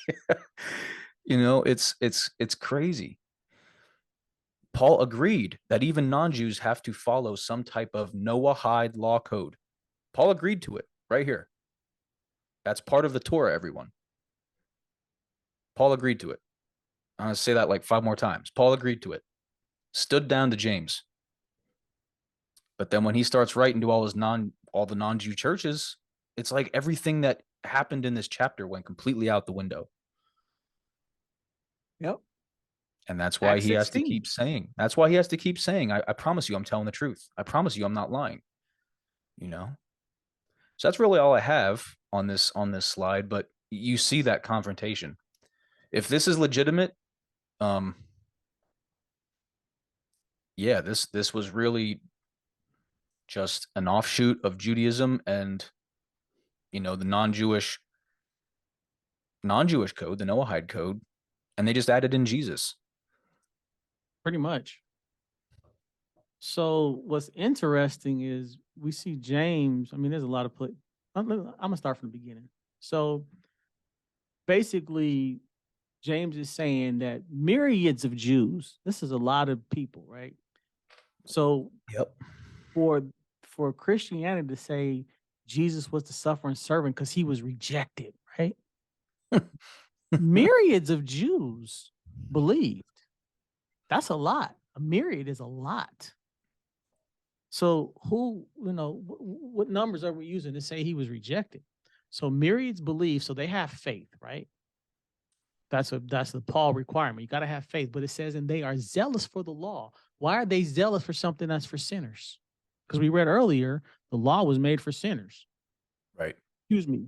And it sounds like they would be Torah observing Jews at this point, because Jesus says, don't go to the Gentiles. He only changes that at the end of Matthew. So, because it clearly, it doesn't say Christians here. It says there how many myriads of Jews who have believed and are zealous for the law. Well, they was already probably Torah observant Jews anyway. Right. Then and zealous, the connotation of zealous. I mean, right. Zealous for the law. Like, that means you're willing to fight for what you believe in. Right. A zealot is somebody who's about that life, right? Yeah. So it says they have been informed about you. That means there's a rumor going around that you teach all the Jews who are among the Gentiles to forsake Moses. Now, the question is this: was Paul's letters already written is how this information is getting spread about? Or was he just talking about it and he wrote them after he was confronted by James? You know, there's no way to really verify that, but we see as two scenarios. Either he wrote the letters, everybody got wind of it, James checks them in front of everybody, or he spoke about what he's going to write in these letters, James checks them, and he goes and writes the letters anyway. Either way. And just starts dumping money into Jerusalem. Right. You see what I'm saying? Yeah. So clearly we know that he's teaching people to forsake Moses. He's telling people you're not under the law, saying that you ought not to circumcise their children or walk according to the customs. Because Paul says you got to keep the customs I gave you, the traditions I gave you. Yep. What then? The assembly must certainly meet. What's the assembly, Steve? What's the assembly? Yeah, what's the assembly? Well, I'm sure that would be the council of elders, the deacons. Right, right. So if that means this is in front of everybody, y'all, the assembly will meet and they will hear you have come. This is a big deal. James is saying this is a big deal that you're here. Everybody's going to know you're here. Therefore, do what we tell you, because we got to let everybody know this ain't going to be the story. The story is going to be that you do keep the law and you don't forsake Moses. You don't teach none of this nonsense. Right. We have 4 men who have taken the vow. Why are they still taking vows? Why are they still keeping the Torah if it's been done away with? Right. It doesn't say you have men with you. It says we have 4 men who have taken the vow. Take them and be purified with them. So that means you're going to join them and you're going to show everybody that the stuff that they saying is not true. And it says concerning everything that they were informed concerning you are nothing, but that you yourself walk orderly and keep the law. To walk orderly, that sounds like when it says Enoch walked with God, Noah walked with God, right? When you walk with God, that means you observant of his Torah, you observant of his laws, statutes, commandments. You're in step with God. The halakha means the walk. Yeah. In Hebrew. Yep. Lecha means to go. Yep. Yeah. You see what I'm saying? So James is telling Paul, you're going to keep the halakha and everybody's going to see it. Then concerning the Gentiles. I kind of read it as James being a little bit more like dictatorial, a little bit more smart. Like you're going to straighten yourself out.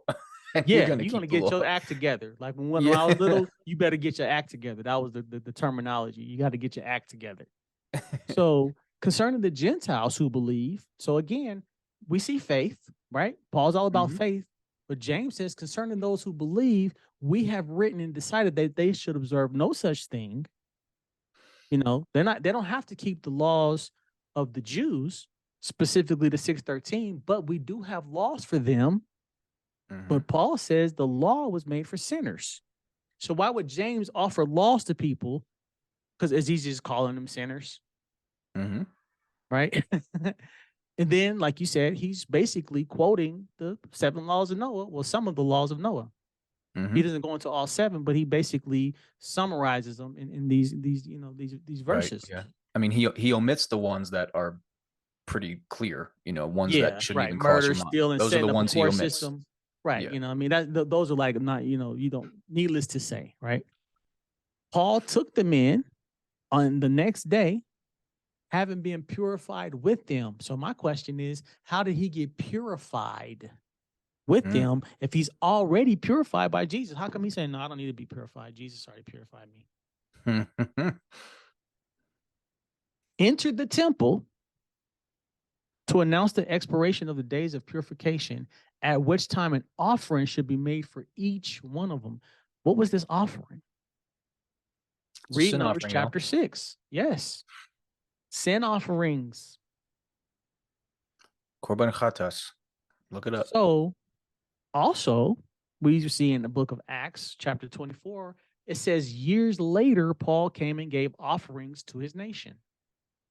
Why is he still doing all these rituals if you're not under the law anymore? You're under grace. And that stuff is for sinners and murderers and the unholy, right? His whole spiel Davon, is you want kicked out the door. something very striking here. Whenever they talk about Jesus's death, what do they call it? Call it a lot of things. They call it a sin sacrifice. They call it Sacrifice, right? mhm, Sacrifice. mhm. It's always a Right, sacrifice. The sacrificial system didn't work. right. Well, they got tricky here in Acts. What did they call the sin sacrifice there at the end of the verse? An offering. An offering, which is a better translation of it anyhow. So they Mm-hmm. knew what they were doing, buddy. This is all Christological. Everything they did was with agenda. They Yeah, knew what they were offering doing. is a little different in the minds of people. Um, and in Hebrew, the word really means to draw near, like Yeah, to come to close. come close to God. Hmm. So even like you said, the terminology is you got, and this is why you have to study the languages. You got to read the Greek, you got to read the Hebrew, and dig. You got to study, y'all. Y'all got to dig into these texts. So I'm gonna move on from this, but y'all see that the first Jews were Torah observant. It was many of them that were zealous for the law. Paul gets checked in front of everybody, and he listens. Now, the argument will be, I'm a Jew to the Jew, I'm a Gentile to the Gentile. I'm a right. He's a man of many hats, right? He wears many hats. Some people will call it hypocrite, right? In gang terminology, Yeah. he's a buster. You can't be a Crip today and a Blood tomorrow, Mhm. right? Like it doesn't work like that. So, Yeah. but this was Paul's time to shine, because Mhm. in Acts he tells the story of Damascus like 2-3 times, right? He shares that like it's nothing here, not a peep. Right. Jesus, nothing about Jesus appeared to me. Nothing about his letters, and none of that. Right. None of And that. you see in Galatians, he he comes off as so boastful that he says that he knew a guy who went to the third heaven. He's like, the guy is me, but I'm going to say it was someone else. Went to the third heaven and received everything from, the Almighty face to face. Where's that right here? This was his time to tell James and everybody, you're beneath me. I'm the lead apostle now. If you don't listen to my gospel, then you will be cursed. Yep. Galatians 1:8 and 9. But he don't do that here, y'all. But This was instead, his he time. instead he covered the fees with his tail between his legs and went to the mikveh with a couple guys when they got their hair cut off and brought a sin sacrifice. And guess what? Doesn't it also say later on in Acts that Paul took a vow? Oh. What was that vow? Hmm. And why was he waiting around to do Pentecost? Because it says, I will tarry in Jerusalem until Pentecost. Why are you so eager to keep these holidays if all that stuff is for sinners, man? Ain't that what Right. you said? Right. Come on. I have done nothing against our people or the customs of our fathers. Acts 26, 9 and 10 in the NKJV. Indeed, I myself thought I must do many things contrary to the name of Jesus of Nazareth. This I also did in Jerusalem, and many of the saints I shut up in prison, having received authority from the chief priests, and when they were put to death, I cast my vote against them. Nice guy. Acts 28:17. And it came to pass after 3 days that Paul called the leaders of the Jews together. So when they had come together, he said to them, Men and brethren, though I have done nothing against our people or the customs of our fathers, yet I was delivered as a prisoner from Jerusalem into the hands of the Romans. We see a big problem here. He's saying, I have done nothing against our people or the custom of our fathers, but that's exactly what James accused him of. And he never said, I didn't say that stuff. I didn't do that. Right. Wrong guy. Wrong guy. But in Acts 26, he admits to it. Yep. I shut up in prison, having received authority from the chief priests. Who is the saints that he shut up in prison? Is that his people? These weren't Romans, were they? No. In Jerusalem?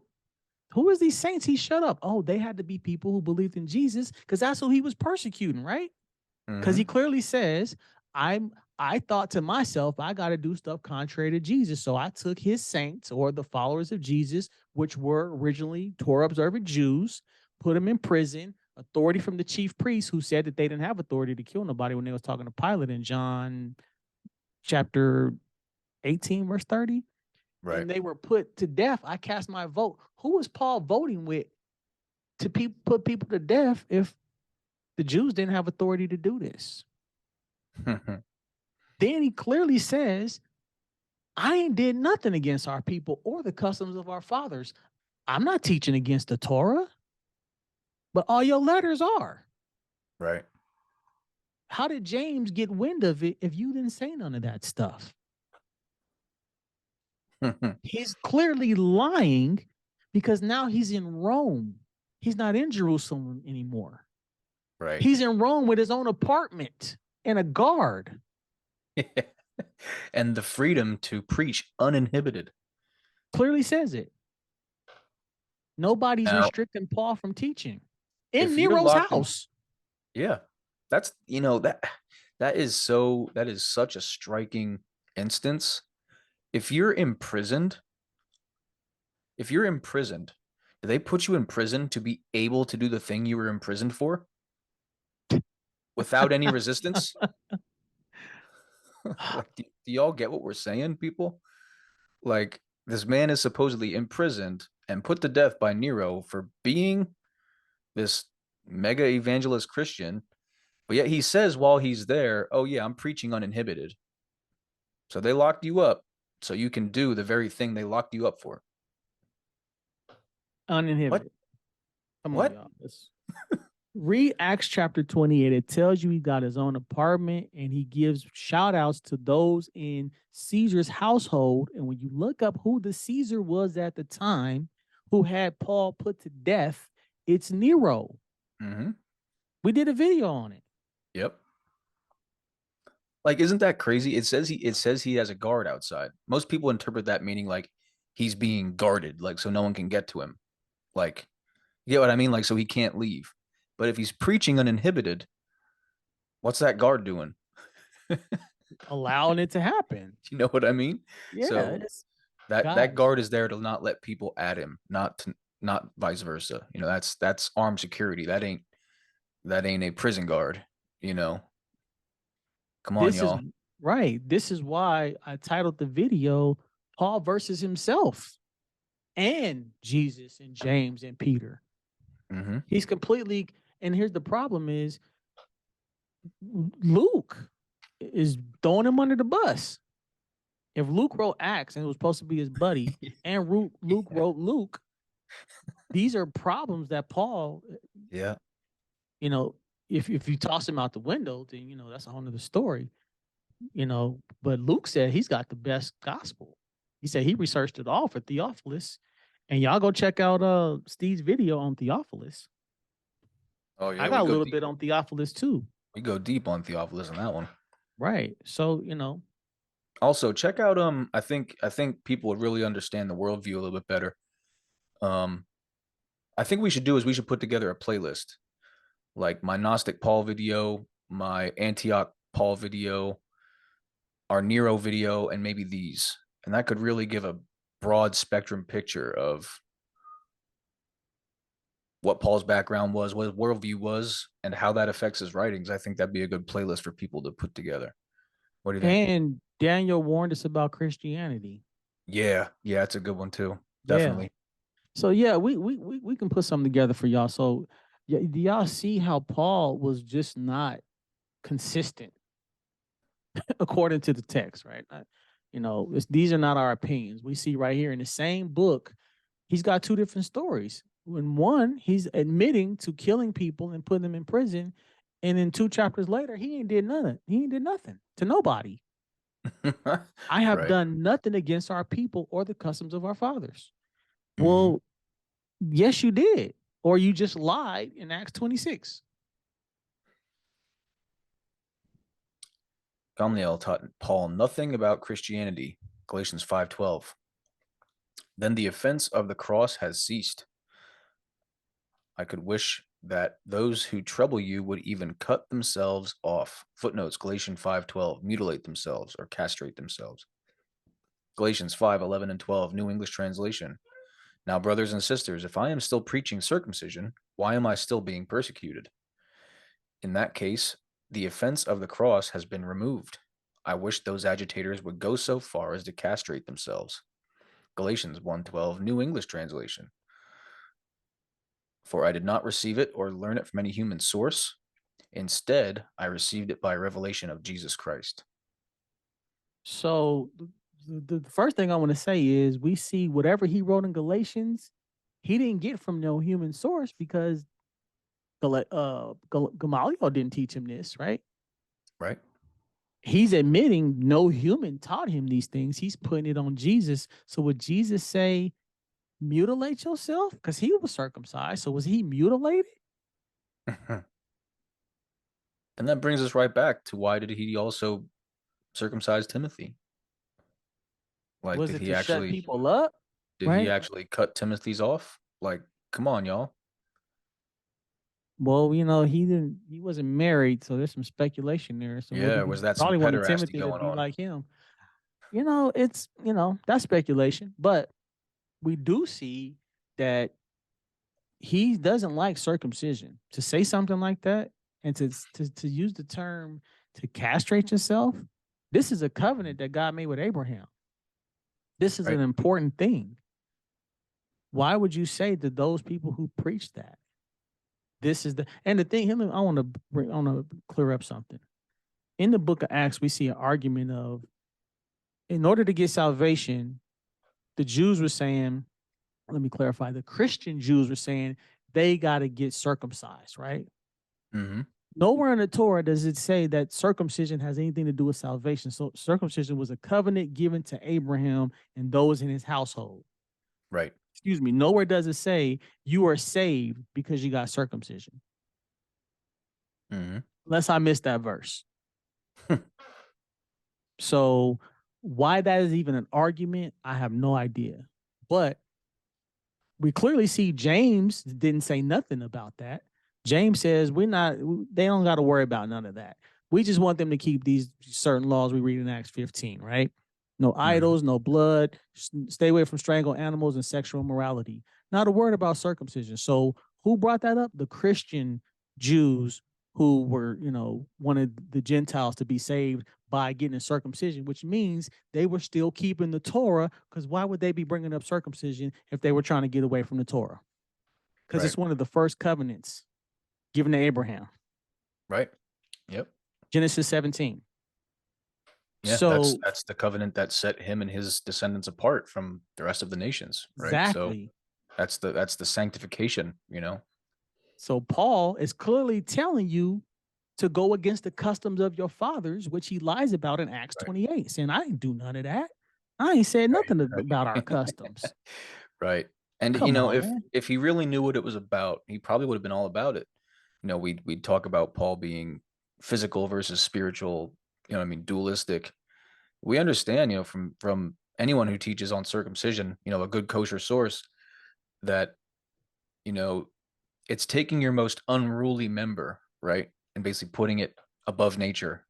That's why you do it on the 8th day. There is something very intrinsically spiritual about a bris. It transcends nature. So maybe if Paul actually knew some Torah, aside from the superficial junk that he proposed, he might have been all about it. There's some scientific stuff behind it too. So yeah. Oh yeah. I think I heard this in the lecture, that the 8th day is the point to where a baby's vitamin K is at its highest, and vitamin K prevents you from bleeding out. It helps the blood to clot. Yep. So when you do a circumcision on the 8th day, it's very helpful to the baby on a scientific level. So, how did they know that? Of course, God gave the Torah, it makes perfect sense. So for him to be so anti-circumcision and making the claim that you should cut it off or mutilate yourself, when it's a very specific covenant given to Abraham. He said, I will that you be like me. Maybe he had a botched one or something. Right. And it's weird because he says, you know, if he imitates Jesus, Jesus had a circumcision. Yeah. So why would he have been against anybody that was given the circumcision? Right. Right. So now we're going to see why he didn't learn this from Gamaliel, as Taught Luke according to claims. taught according to the strictness of our father's law. Matthew 23, 1 through 3. Then Jesus said to the crowds and to his disciples, the experts in the law and the Pharisees sit in Moses' seat. Therefore, pay attention to what they tell you and do it. But do not what they do, for they do not practice what they teach. Acts 23, 8. For Sadducees say that there is no resurrection, and no angel or spirit, but the Pharisees confess both. Acts 22, 3. I am indeed a Jew, born in Tarsus of Cilicia, but brought up in this city at the feet of Gamaliel, taught according to the strictness of our father's law, and was zealous toward God as all you are today. So according to Jesus, he said, listen to the scribes and the Pharisees. He don't say listen to Paul. So the argument is, well, Paul's a Pharisee, right? Right. That's the whole But point in Acts 22. A little bit of street right. cred. But we Yeah. got a problem. We see that Sadducees say that there's no resurrection, no angel, no spirit, but the Pharisees confess both. So why would Paul be going to the Sadducees, who don't even have the same beliefs as him, to persecute Christians? Mm-hmm. If he is indeed a student of Gamaliel, who is a Torah scholar and a Pharisee, and Gamaliel said, leave the Christians alone. Right. Not just a Pharisee. He was the Gadol Hador. He was the Nasi of the generation. Yeah. That's like, to toss that name around, that's not just any Pharisee. That's the Pharisee. That's the grandson Pharisee. of Hillel. Grandson of Right. Hillel. Like, this dude's a big deal, you know? And he claims that he didn't learn none of this from him. He says in Galatians, I was not taught by man. I was taught everything I'm telling you by Jesus. So the fact that he claims that he didn't learn none of this from Gamaliel, why even make it a boasting point? Right. If you're taught according to the strictness of our father's law, does that matter if you're not teaching nobody Torah? You see what I'm saying? That's like saying, oh, I got a degree at Harvard as you burn it in front of everybody. That's true. That's true. You know what I'm saying? Burning that $200,000 piece of paper. Right, in front of everybody. So whatever Gamaliel did teach you, you're not teaching it in the New Testament. You're teaching the opposite of it, and you're lying about it, as we just showed. Right. And you're going to Sadducees to get permission to kill Christians that they don't even have, according to the book of John. This is just not working out for Paul. If you got anything else to add, we can deal with that, or I can move to the next slide. The only one thing I would add is just that he's admitting, born in Tarsus.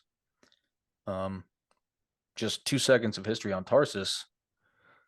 We're talking the center of Greek thought in Asia Minor. Had a university of Greek philosophy there. So I don't know about you, but to me that worldview doesn't sound very Jewish. When we understand his dad was a Roman. Right? So I don't know, people. But he says our father's law. Our father's law. Didn't he get his Roman citizenship through his father? I mean, unless he got it through his mom, but then he wouldn't be Jewish. You know what I mean? So, I mean, come on, y'all. Come on, right? Ezra says, we sent the women and the children away. So why would they send the children away if they were Jewish? Read Ezra chapter 10. So Deuteronomy chapter 7. But anyway, let's deal with Gamaliel. A teacher of the law held in respect by all people. Acts 5:34 and following. NKJV. Then one in the council stood up, a Pharisee named Gamaliel, a teacher of the law held in respect by all the people. And he commanded them to put the apostles outside for a little while. And he said to them, Men of Israel, take heed to yourselves what you intend to do regarding these men. For some time ago, Theudas rose up, claiming to be somebody. A number of men, about 400, joined him. He was slain, and all who obeyed him were scattered and came to nothing. After this man, Judas of Galilee rose up in the days of the census and drew away many people after him. He also perished, and all who obeyed him were dispersed. And now I say to you, keep away from these men and let them alone. For if this plan or this work is of men, it will come to nothing. Well, we see Gamaliel's on the scene. Gamaliel says, leave the Christians alone, but he says something interesting in that we've seen this movie before. Yeah. Messianism. Men of Israel. Yeah. Men of Israel, take heed to yourself, right? For some time ago, Theudas rose up claiming to be somebody. He had 400 disciples. How many disciples have? Jesus had the 12 plus the 70, right? But this guy had 400. He was slain. All who obeyed him were scattered and came to nothing. How does the book of James start out? Greetings to the 12 tribes who were scattered, right? So we see the same situation going on. This was pre-Jesus. And the same thing happened to this Theudas. He was slain and all who obeyed him were scattered and came to nothing. After this man, Judas of Galilee, not Jesus of Galilee, interestingly enough, you only know about Judas Iscariot, but there was a Judas of Galilee who also had a big following in the days of the census when Jesus was a baby and drew away many people after him. So when Jesus is telling people there's going to be many coming and saying, I am the Christ, this already happened. Jesus is already, he himself is doing what already happened. He's claiming to be a Christ after everybody else then already, well, not going to say everybody, but after people before him have already come and done this. Right. There's nothing new under the sun. Jesus is just another person claiming to be somebody. Mm-hmm. And if we go a little further, just real quick, let me say this. Before we move on, get this before I lose this. This is good. It says that the New Testament states that Paul's father, name not mentioned, was a Roman citizen. However, both his parents were Jewish, from the tribe of Benjamin. Paul was born in Tarsus. The family were Pharisees. Paul was educated by the great teacher Gamaliel. Okay, that's what the New Testament says, right? That Roman citizen, both parents Jewish. So I went ahead and searched, how could a Jew be a Roman citizen in the first century? Well, let's hear what Philo has to say. Philo says that the Jews of Rome were mostly slaves who had become Roman citizens after manumission. Manumission is the release from slavery. Slaves. So, okay. So Paul comes from the descendants of slaves. And he comes what ideology are you following if you're a slave in somebody's house? Theirs. Theirs. Theirs. So let's take that into account. Let's say Paul does come from slaves and he was taught by Gamaliel. He still teaches you something that Gamaliel doesn't teach, and he still goes against Jesus's teachings. Right. So none of it even matters. Right. Because we've shown you from the beginning of these two videos, he goes against Jesus and the Torah. So he goes against Jesus and Gamaliel, who he claims to be taught by. He claims to be taught by Gamaliel, and he claims Jesus taught him everything he knows, and he still goes against them. Yep. Like it says right here. It says, so in verse 37, Gamaliel says, leave the Christians alone. And what does Paul do? He goes to the Sadducees to attack the Christians. So he don't even listen to Gamaliel. Yep. Which is, then he basically makes Jesus, Gamaliel is basically saying Jesus is just another preacher, because these guys already did this. Because if you want to toss in the miracles, in Acts chapter, 9, Simon is out here doing miracles too, and everybody think he has the power of God. Right. So they've seen this movie before. So I brought this chapter up just to show Paul didn't even listen to Gamaliel. Right. He can boast all he wants, but he didn't listen to him. And back in the days, people, the way it's taught and brought down is people respected their rabbi. Mm-hmm. There's no respect Definitely. here. You went to a whole nother sect of Judaism to get your permission to do what you did. Right. A They don't even heretical faction, believe, nonetheless. right? Heretic, completely. It says right here, Sadducees say that there is no resurrection, no angel or spirit. What even made them Jewish? Like, did they not read Isaiah about the resurrection? Like, I mean, no angels or spirit. There's angels throughout the whole Tanakh. There's angels in the New Testament. The one that went down to the pool. If you got to the pool first, you got your illness or your illness healed. No spirit? Right. What? An angel's the one who told Mama Mary that you got to call him Jesus. Right. Like, This is who Paul's going to get permission to kill, and they said that they don't have permission to kill because the chief priest. It says he got it from the chief priest. When you look up Acts 5:17, it says those chief priests were Sadducees. mm-hmm. In Acts 5:17. Excuse me. So this is just not working out. Who gave Paul authority to kill or teach against the gospel of Jesus? John 18:31, New King James Version. Then Pilate said to him, you take him and judge him according to your law. Therefore the Jews said to him, it is not lawful for us to put anyone to death. Acts 5:17. Then the high priest rose up, and all those who were with him, which is the sect of the Sadducees, and they were filled with indignation. So who gave Paul authority to kill? Hmm. Maybe the Romans. Yeah, maybe his kinsman Herodian. I mean, it's right there on the screen, y'all. They said they don't have authority to kill nobody, or they would have had him killed.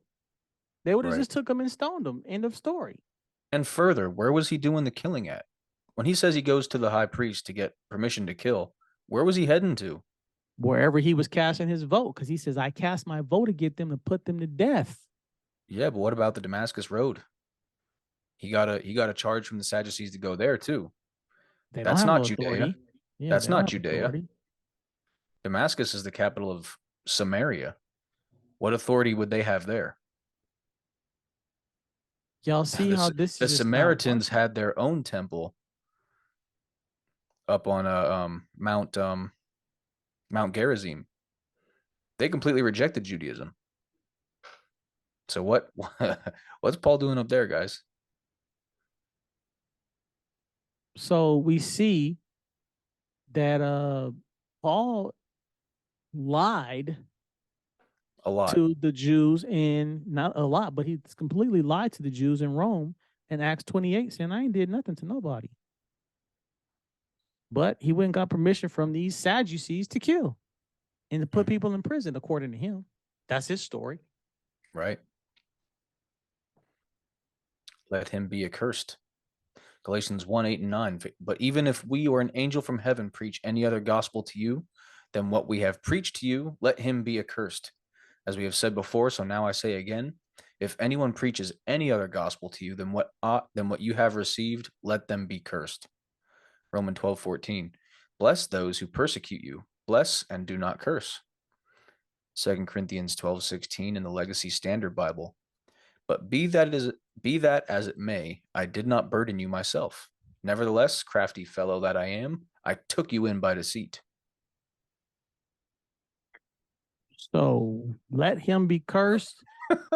So you got another gospel, we're gonna curse you, right? We're not playing that. He says if we or an angel from heaven preach any other gospel, let him be accursed. But in the book of Romans, do not curse. So how does that work?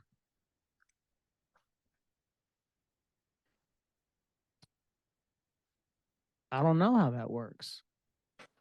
How do you not curse somebody when you're supposed to curse them? Ugh, the mind of Paul. James says a double-minded man is unstable in all his ways. I wonder who he's talking about. David says, I hate the double-minded, but I love your law. Right. So if Paul says, "Be that as it may, I did not burden you myself. Nevertheless, crafty fellow that I am, I took you in by deceit." I believe him. Me too. One of the only times. You know, Galatians Yeah, 2:21 and yeah, Second yeah. Corinthians 12:16. I cannot argue with Paul. He lied, and he said Jesus died in vain. Mm-hmm. Out of his mouth. Out of his mouth. So we see right here, if you got a different Paul says, if you got a different gospel than him, let him be a curse. So that means Jesus is cursed, James is cursed, and Peter is cursed. And for that matter, Luke is cursed because Luke's gospel does not agree with Paul. Right. So Paul is basically saying, if you follow anybody but me, let you be cursed, but bless and do not curse. I'll let y'all chew on that. That means every Christian ever is cursed because their Bible has all these books in it. Right. Which means Oh, that's this is what we got to deal with, y'all. And we were Christians too, so we feel the pain and we know the frustration. tough, And, guys. It's tough. but It's it's hard to hear okay. these type of things for the first time. But yeah. Just know, people, that there is a light at the end of that tunnel. Definitely. Jeremiah clearly says we have inherited lies from our fathers, Mm-hmm. but That we make for ourselves gods when we are not. There's only one, y'all. there's only one. And the Gentiles technically had the Torah before the Jews. So, we've already had if you read Job chapter 5, it tells you from 17 to 27 how to get salvation. It tells you in Job 36 how to repent. It tells you in Job chapter 1, Job was rich, Job was blameless. How did he achieve these things if there was no regulations and no rules or standards? You will Right. be all right. You're going to be all right. Just study, repent, Yeah. open up your book, study, take notes. And when you read the New Testament, you know what to look for, and you see that it's a fight club.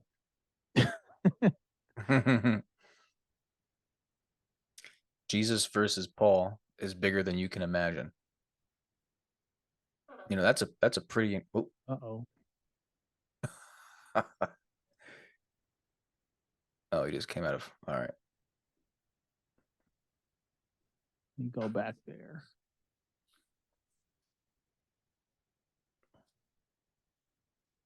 You see that?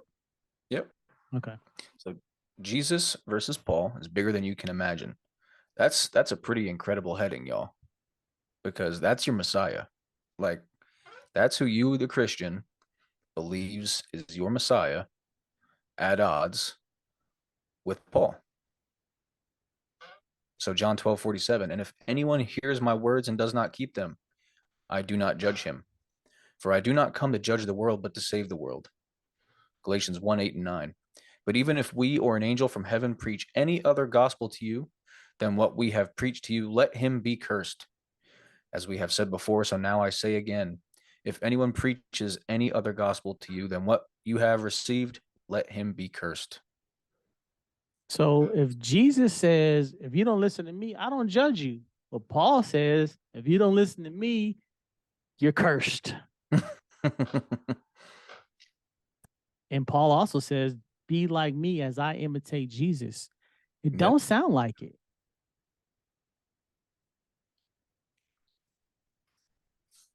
Doesn't sound like it at all.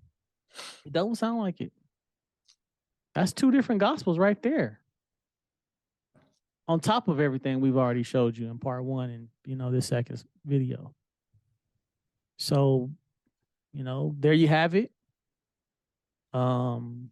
Check out the Exodus Project. Give us a like, subscribe to the videos. Check out, the rest of the videos on Clouds of Torah.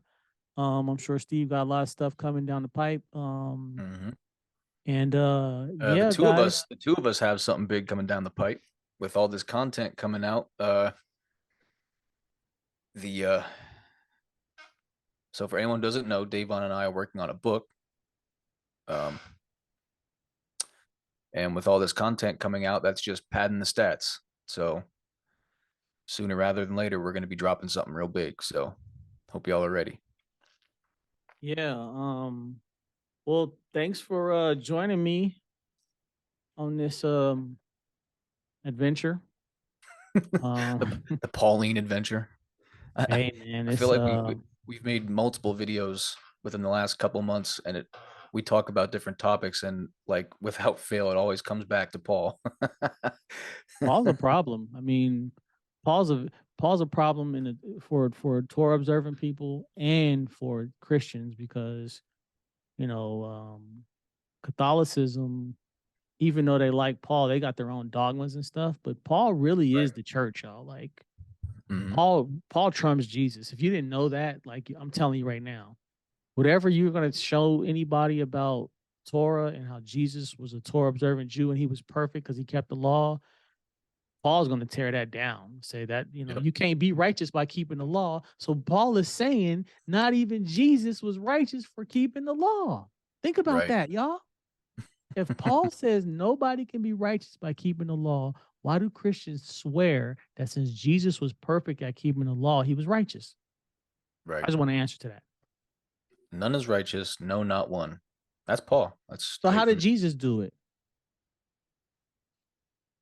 If the Torah doesn't work, why did Jesus do it?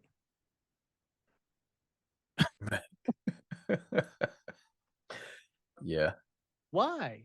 Why would you spend your life doing something that don't work? He says in the book of, well, he didn't say, but whoever wrote Hebrews says the law made nothing perfect. So how can Jesus be perfect by keeping the law? I